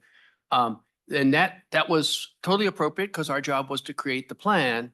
But I wanted to check in that constraint on the activities of the implementation phase would not be as strong, that the expertise, especially of the newly formed commission, seems really, really important to be in a tight loop with county planning efforts. And I'm just wondering if there shouldn't be something in this document that it makes explicit the fact that there's going to be some, and maybe it goes through staff, sustainability, green team, which I think was mentioned at the last meeting. But is there a way of making that clear? I don't know. Yeah, so and I can provide a quick comment, and then Supervisor Allen, I would love to hear your thoughts.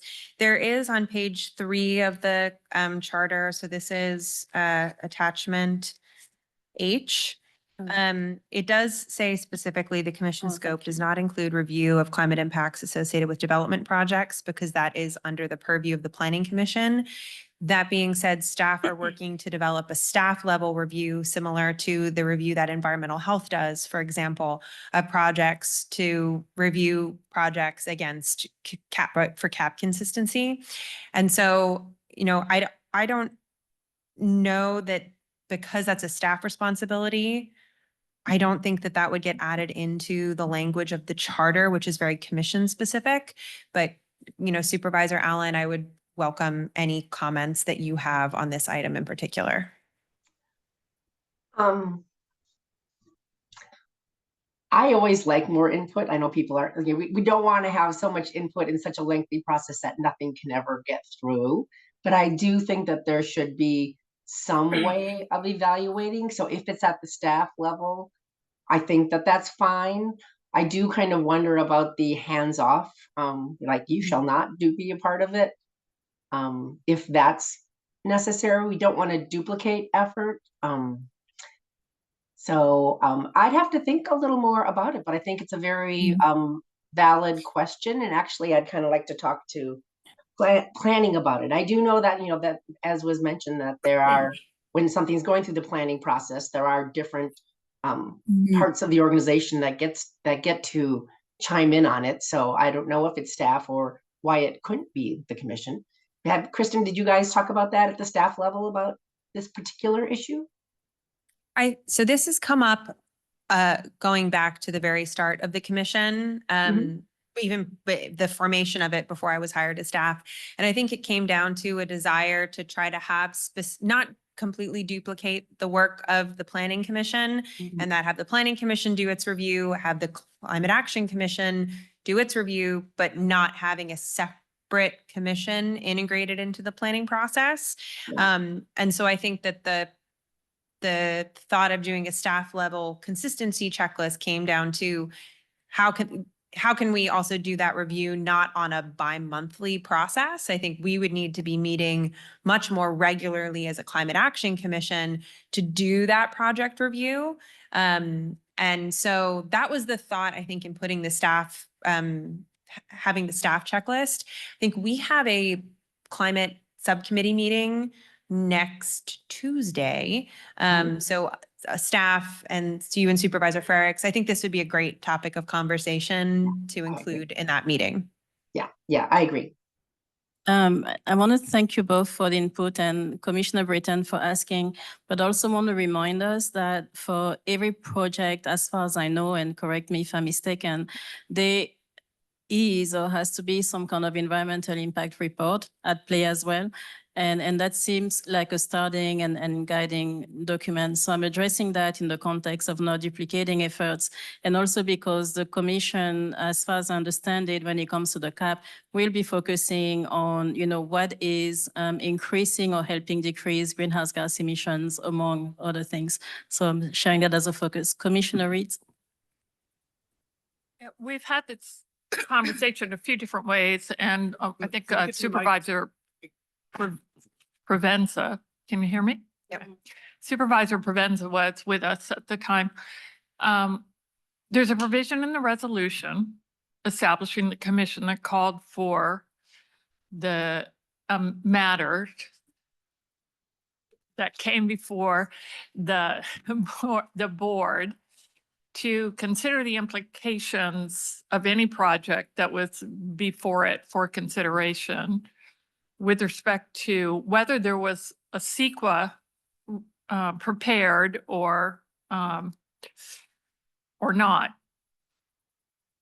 that would evaluate the project in light of the CAP. And Supervisor Provenza's advice to us at that time was that for such a project, for such a consideration to be incorporated in that process, the board would need to approve a process or a criteria by which those considerations were made. So I think we have the latitude or the new commission will have the latitude to address that issue that's already in the resolution and perhaps propose a mechanism for that evaluation to take place during final consideration of a project. So that is good. But the issue is often things don't go to CEQA until they're very far developed and the planning has been done and a lot of money's been spent and and it's very difficult to change things at that point. And so I think the place where the expertise of a high-level commission like this would be most useful is very early in the consideration of, and I don't even know how that goes at the county level, where the sort of early planning steps are in the county. Someone talks to staff and says, what do I have to do to get together to get my stuff in or whatever it takes. But it seems like the place for this commission to provide its input at a top level is early on where ideas could be circulated and changes could be made without making contractors or anyone spend a ton of money on making changes that are recommended by this group. Do you see what I mean?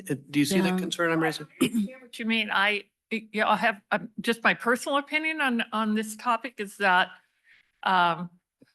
I think that's a very different role from the role that we've been used to playing. And I think that the time for, and I think that the toolkit that we just went through is a beginning of that kind of a process of getting front end consideration of CAP engagement and goals into the process of project design and project planning for both proposers, outside proposers, and internally for programs and projects that are being developed for implementation. So I just think you're talking about developing a whole different process that in many ways will duplicate processes that already occur. So I might have been a little unclear. I think that I'm not talking about specific CAP-focused projects that are de novo, but ongoing projects that the county is considering, like, say, expanding the Tykert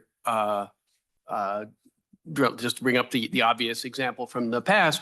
And there are dozens of those, and most of them we don't want to get our hands in, or version 2.0 doesn't want to be bothered with, but some of them will be important, and this commission would have some considerable value on it. And I don't know how to do that, but I think it's an important thing to think about. Before we dive further into this conversation, and Kristen and Commissioner Kim, before you chime in, I want to take a moment also to remind us that we also have a new significant partner in the CAP implementation process moving forward, which is the Resilience Collaborative. You know, they have also specific tasks and a specific focus. They will also be working with the county, also be working with the staff, and also be working with the supervisors. So I think that I'll just caution us as we are thinking about that moving forward, to keep in mind that the work of the commission is going to intersect with the work of other entities. As was mentioned, the planning commission that, you know, has a very specific cost scope. I mean, that collaborative, the staff obviously, and then other partners that are not mentioned here. So we need to think about that. Supervisor Allen, informed us that there will be further conversations with the staff and relevant partners, but I'm inviting us to keep a flexible mind also in looking at those questions. I concur. And another thing also, and Kristen, of course, you're going to address that. My understanding is the commission, even in its second iteration, will continue to have a very clear scope of work we will know the projects that we'll be looking at and within which context, so that we also don't, I want to say, scattered our energy in multiple directions. Kristen, thanks for your patience. So yeah, I think a couple of things. One, we as staff commit to having a follow-up conversation with the subcommittee to explore this topic further. As a reminder, one of the other things that we had discussed, I believe back in January, was that Commission version 2.0 would review and approve whatever CAP consistency checklist is developed for integration into the planning process. That's still our intent to do that. We haven't brought it to you all because it's still under development, and I think there's a lot up in the air, but that's something that we are planning to develop and bring forward. I think just to acknowledge one of the challenges with like sort of integrating something like this in and requiring changes, the CAP language is largely non-binding. It's and I think that that's a realistic challenge. When we create a checklist sort of akin to the equity toolkit, it's a starting point for conversation where we hope it can be used to develop a project. The plan would be, and I'm not a planning staff member and cannot speak for them, but the intent would be that if we create some sort of CAP consistency checklist, it would be provided to project developers, proponents upfront, and would be used hopefully as like a stage one. You're pulling all of the forms and documents that can be used to inform your development. But I think in terms of what role the commission has, because we opted for a non-CEQA compliant CAP to give us the flexibility to really do all of the outreach engagement and sort of creative projects that we want. The challenge is we also don't have the hammer that says, oh, you need to do X, Y, Z in order to have a project approved. And I think that's one of sort of those murky challenges that we are going to face that makes it a little bit hard to really neatly wrap a commission role into that, because ultimately we don't have that hammer to say you have to do X, Y, Z in response. So I think that creating this staff checklist and having staff be involved in the conversation, we can have the conversation with the subcommittee about, are there specific projects that are opened up to a discussion, or that staff go to the commission for input, and maybe it still goes through that staff process, but there's a discussion. We can explore what that looks like, but just wanted to provide that additional context of sort of the process and challenges. That sounds great. Actually, it sounds like an extremely sensible way to go forward. A nice checklist and scoring rubric, to use Commissioner Kim's wording. So then it would also give staff a chance to say which ones, might you want to have some input from Commission 2.0. That sounds great. Thanks, Kristen, for the reminder. Commissioner Kim?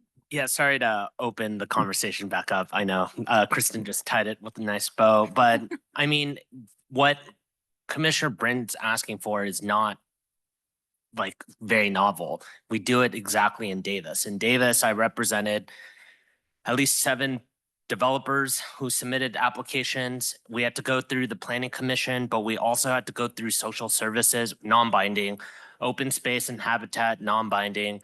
And a lot of these, none of them were binding. They were all advisory. And then it was only planning commission that was binding, but they put the developers through the ringer so they can beat us up a couple different times. So when it got to planning commission, like the developers were way more open-minded to the comments. So I don't know why that couldn't be the case. Obviously there would be, I see 3 different ways of how it could happen. So in the city of Davis, it's interesting because it's not just, from my understanding, it was the directive of the city council. The city council was like, actually, you need to go not just through planning commission, you need to go all of these other commissions. And then because a project was of a certain size or a certain controversy, the city council wanted to make sure that, the public got to weigh in. So if there was a project and the board of supervisors and Sheila Allen and everyone else is like, hey, this project may actually have pretty severe or serious implications, it should go through more than just the planning commission. And I think the climate commission could be an appropriate spot. Not saying that anything we do here is binding, but just advisory. And it's, the first shot at the developer to whack them a little bit. So by the time it gets to planning, they'll be maybe more open-minded.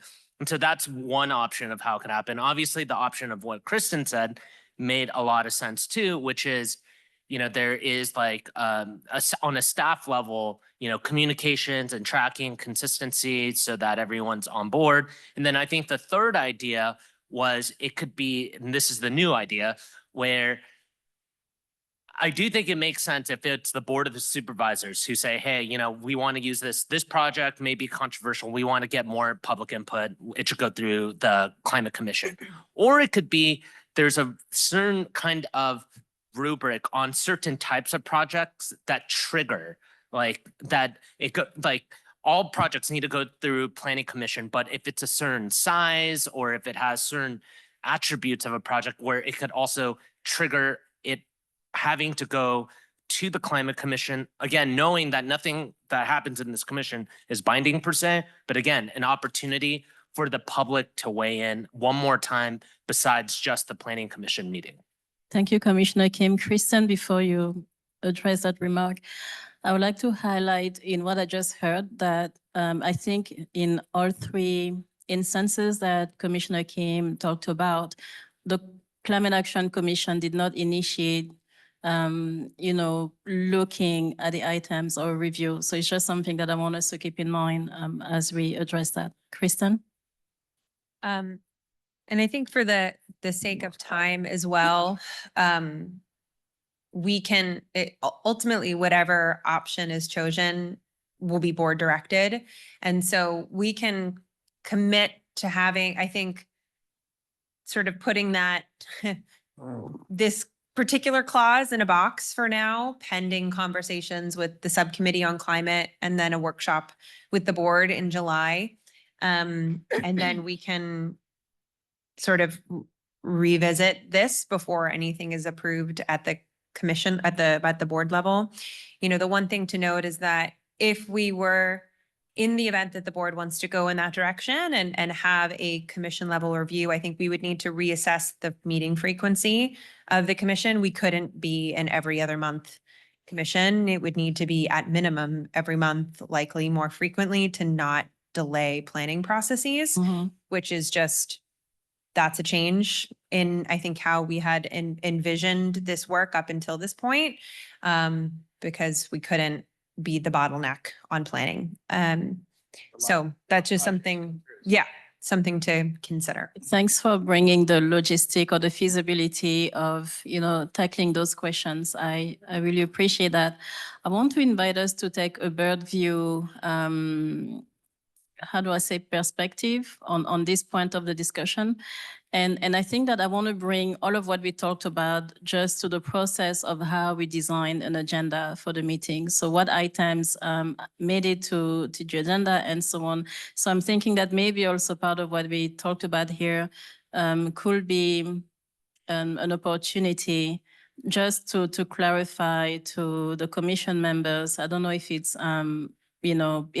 there has to be a line somewhere in the charter, but just kind of also to remind us of how, we construct the agenda, basically, what we decide, what goes into review. And that is always, of course, also with inputs from the staff. And of course, we receive communication from community members. This is a community member-based commission.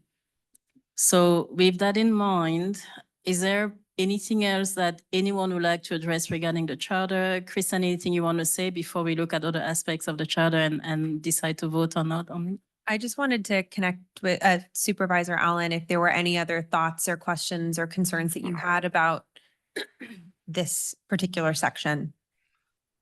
No, I appreciate I actually sent you an email. I'm like, let's talk about this in subcommittee, because I was thinking of the Davis models about, that you have the opportunity to go before different commissions or committees. So I think we'll have a further discussion about that there. So. Thanks so much. Looking forward to that. Thank you. Do we have any additional reactions online from commissioners? No. Not from commission members at this time. Okay, so I'm turning back to the floor here in person. Any additional remarks, questions, maybe on other aspects of the charter? No? Okay, So any questions? Actually, another question. So would you please remind us what will be the term of the new commissioners? So the terms are somewhat different, and they're different per Understanding. per commissioner type. So on page 4 of the charter is our chart. The supervisorial district members, they have terms of 3 years. The environmental justice and business community leads have terms of 2 years. And then the natural and working lands and transportation subject matter experts are both at the pleasure of RCD and YTD respectively. Perfect. Thank you.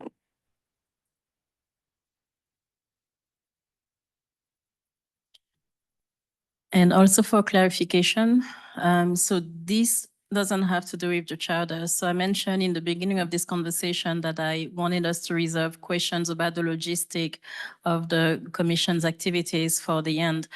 So are they going to be, will all the ad hoc, subcommittees or technical advisory bodies be, is there work that will be pending after tonight that will have to be resumed at the next meeting in October? So at this point, the technical advisory committees are organized by staff. Those technical advisory committees are essentially on pause right now, and we'll be working over the summer and into the fall to get those reestablished and going again. So I don't think that there's work pending. I think that some of the things that, that we will be continuing to do is we have our CAP ad hoc subcommittee that can continue to meet as not an official commission ad hoc committee, but rather a community level advisory committee. And so we'll be able to do that and pull together different input groups in the interim to keep projects going. Thank you. I appreciate that. And the reason I was asking is because you will be taking the summer to, go over new applications, have a sense of who is staying and who leaves. So I just wanted to make sure we have a flow. If, like you said, you'll be engaging with commissioners during the summer outside of the commission meetings. Yeah, we will be working to figure out all of the logistics of who is getting reappointed, setting up an actual recruitment process for the environmental justice and business community seats. And we will also be reaching out to you all for those of you who are stepping back or are going to be, not continuing in your roles. What's that? Fired. For those of you who are going to be fired, can you please help us find your replacements? No, so I mean, I think you will not get out of hearing from us in the summer, even after your terms officially end. That's good news. Thank you. Before I open the floor to public comments, I do want to share something that a community member privately shared with me, but that is of interest to, I believe, Supervisor Allen, to the staff and to commissioners here. So they were, one of the highlights of this iteration of the commission was the fact that we had science subject, expert matters. So we had scientists on the commission being able to bring that perspective to the work we do. So I'm not going to name everyone, but we have, of course, Commissioner Dattel, Commissioner Britton, Commissioner White, and many more. But so the concern from community member was to ensure that with the, YCCAC 2.0, we will also be able to have a scientific perspective to the work that the commission is doing and so on. So I'm sharing it publicly, in part because I know Supervisor Allen is listening and that we have the other 4 supervisors who will be appointing their representative. So again, the goal here, and then we have the natural working lands subject matter experts, of course. So again, the point here is to make sure that if possible, we're able to keep in mind to have at least one person who will be able to bring that perspective. With that said, I also want to share that because we have a UC Davis representative from their department, sustainability, they are also bringing that perspective to the table, in my humble opinion. Anyone want to address what I said before we open to public comment and then vote on the item? Can I Kristen? just respond to that quickly? When we are making the next committee, how it's going to be composed, it is helpful to say special consideration should be given to people with, then list out the kind of skills that we're looking for. Makes it much more difficult if you say District 1 will have this kind of representative, District 2 will have this kind of representative, because then it just becomes a recruitment nightmare. So, Yeah. but I do agree that it's great to have people with science on this committee. Thank you, Supervisor Allen. Anyone online in addition? No commission members, but we do have one public comment. Okay, so we're opening the floor to public comment. Five public comments. Oh my goodness. Sorry, three. Sure, for now. First public comments from Juliet Beck. Juliet Beck, you have the floor. Thank you. Hello there. It's exciting to see the evolution of the commission here with the new charter, and I'm actually going to take us down memory lane here back to the original resolution 2020. I have a couple of one outstanding bit. Juliet, Can you hear we're me? losing you. Yeah? You're coming through very choppy. Okay, maybe I'll move places and I'll come back after other comments. Okay. We will come back to Juliet. Okay, thank you. The next public comment is from Scott Stewart. Hello, Commissioners. Scott Stewart, Davis, Californian resident, longtime follower of the Climate Action Commission, also part of the original Yolo County Climate Emergency Coalition, also part of the Concerned Citizens for the Focus Area Water Project, and someone who would just want to point out, and I'm sure you can read the resolution yourself, that there's a certain purity to the idea that Yolo County will consider and adopt sustainability, greenhouse gas, and co-pollutant carbon footprint and ecological impact statements for relevant Yolo County commissions and Board of Supervisors agenda action items in the same manner as fiscal impact statements are currently considered and adopted. And the reason I bring that up is to say that that does not necessarily mean that that belongs to the commission. It belongs to the county. And however you orchestrate that, I think that it is the natural role of the commission, that is the Yolo County Climate Action Commission, to be the watchdog on the eventual implementation of something that is required by a sustainable community. So I just want to make that comment, and I do not suggest any changes to things other than reliance on committees through the Planning Commission has mixed results in Davis. We have not altered in any substantial way how housing in particular, which is a lot of what we debate here in Davis, occur.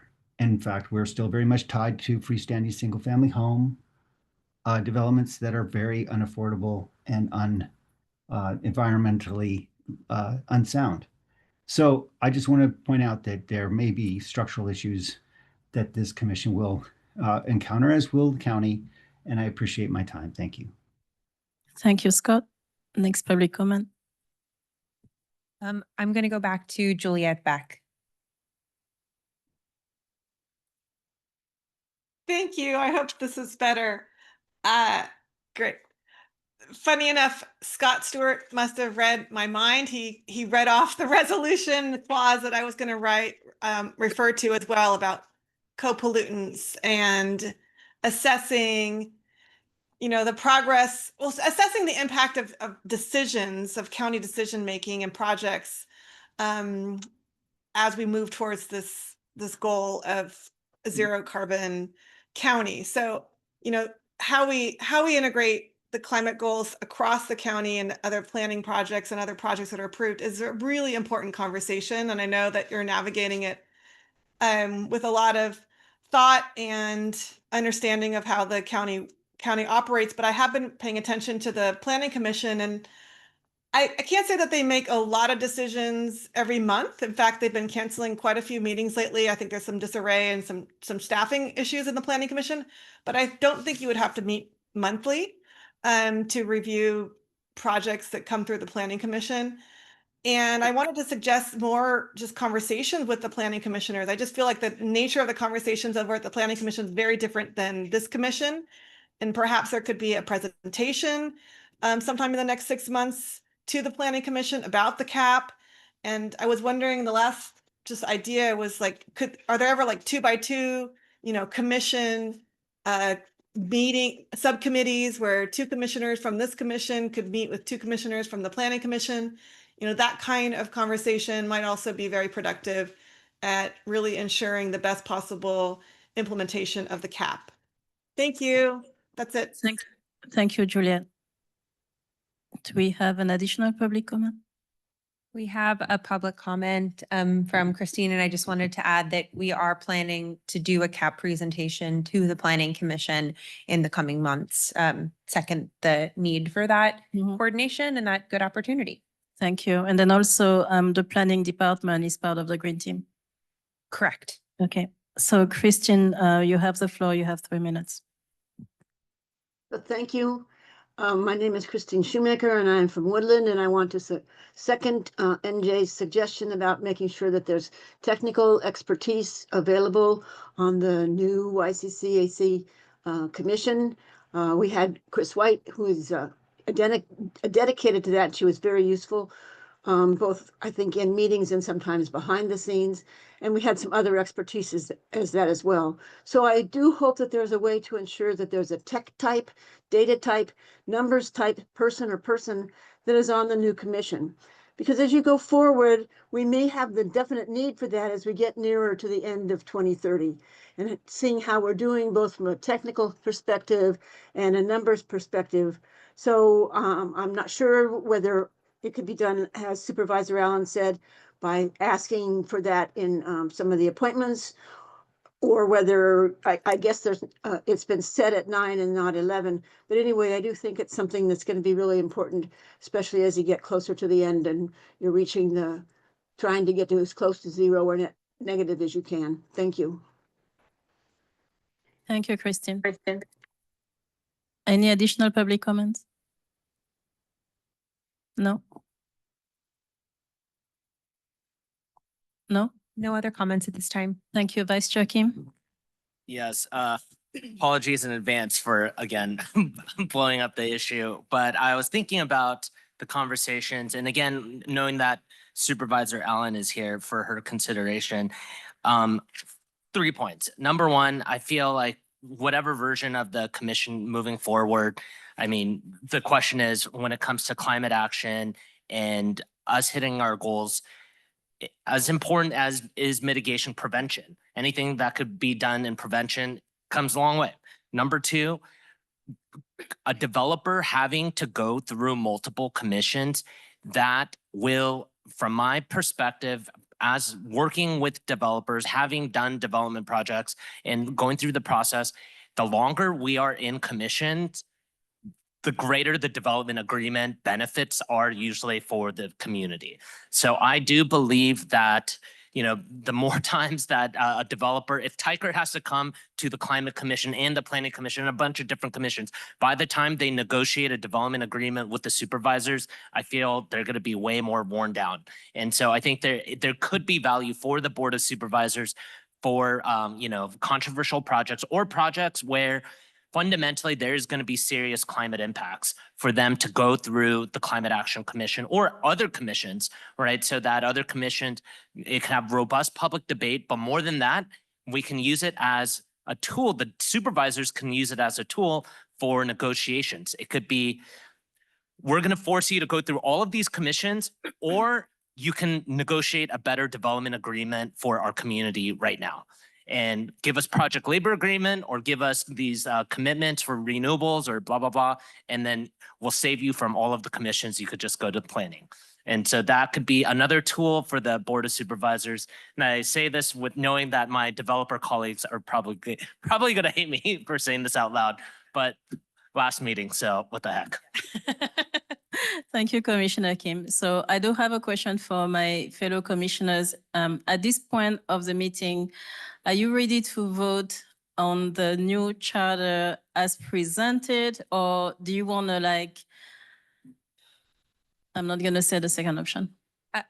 Could I maybe propose as presented with the caveat that there will be additional conversations with the Yes. subcommittee and the board about the commission's role in development projects? Absolutely. And then again, so we be clear, we are voting on this iteration of the charter. And like Kristen says, further conversations regarding the topics that we explored tonight. Yes? And can I just add one thing that, so about the working with commissions, but then also I think it's important to somewhere in there say what kind of expertise needs to be included in the commission. Okay. So that there's some advice when we're doing our appointments. Can I ask a question on that, Supervisor Allen? Yeah. Would you like additional expertise? So we have under membership for on page 4 and 5, the subject matter expertise and strategic roles, that we list the expectations for the EJ lead, business community lead, natural and working lands and transportation. Are you wanting to see something additional for the supervisorial districts or something different from this? Well, I was thinking, to the one suggestion, but there could be others, that there should be some scientific and some data expertise, and not to have it be a requirement for the supervisory appointees, but to have it be special consideration should be made to the following areas of expertise. I support what Supervisor Allen said, and also not limiting, that, how do I say, recommendation just to the supervisorial appointees. So if we're able to keep that in mind when looking at all the applications. Yeah. Thank you, Supervisor Allen. Excellent. Thank you so much for that. Okay. So, Kristen, would you mind just stating the motion for us with the two caveats that were added at the end? So the motion would be that the commission votes to recommend the draft charter to the Board of Supervisors for approval, pending an addition of a description of special considerations for supervisorial district appointees, and pending conversation regarding the commission's role in planning decisions. So again, I want to add regarding the supervisorial appointees, yes to what you said, but also making sure that it is noted if we do have scientists who also happen to be business community lead and so on, just so we have a count that will be accurate. So, thank you. Do we have a motion?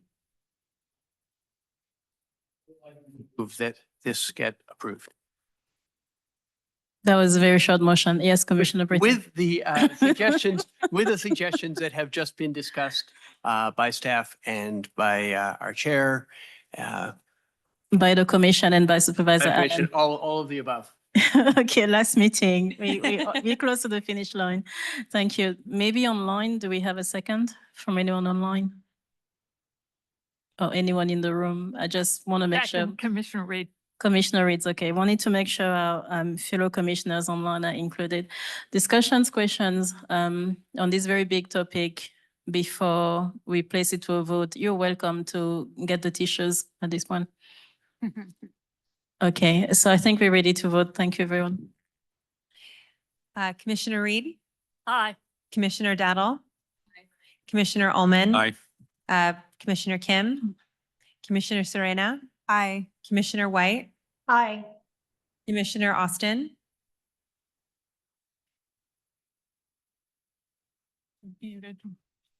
Okay, we'll go to Commissioner Alvarez. Aye. Commissioner Bennett? Aye. And Commissioner Britton. Aye. I didn't hear my name. Oh, and Chair Mbondo. I don't have my list in front of me. It's okay. Aye. Do you want to ask Commissioner Austin again? Commissioner Austin?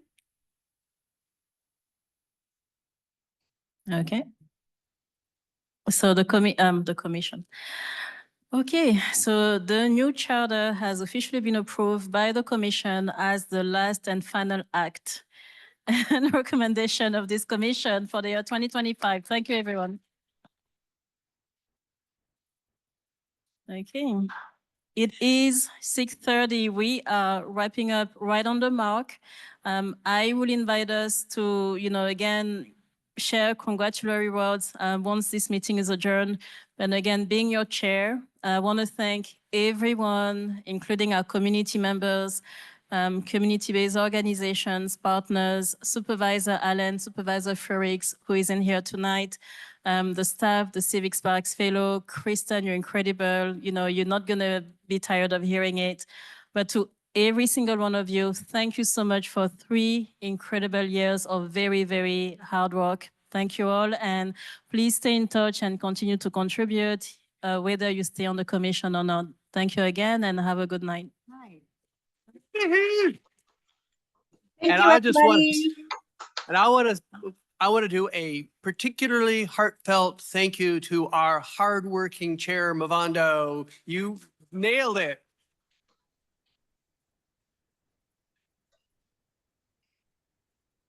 That everyone brought to the conversations, including all the times we went over the deadline.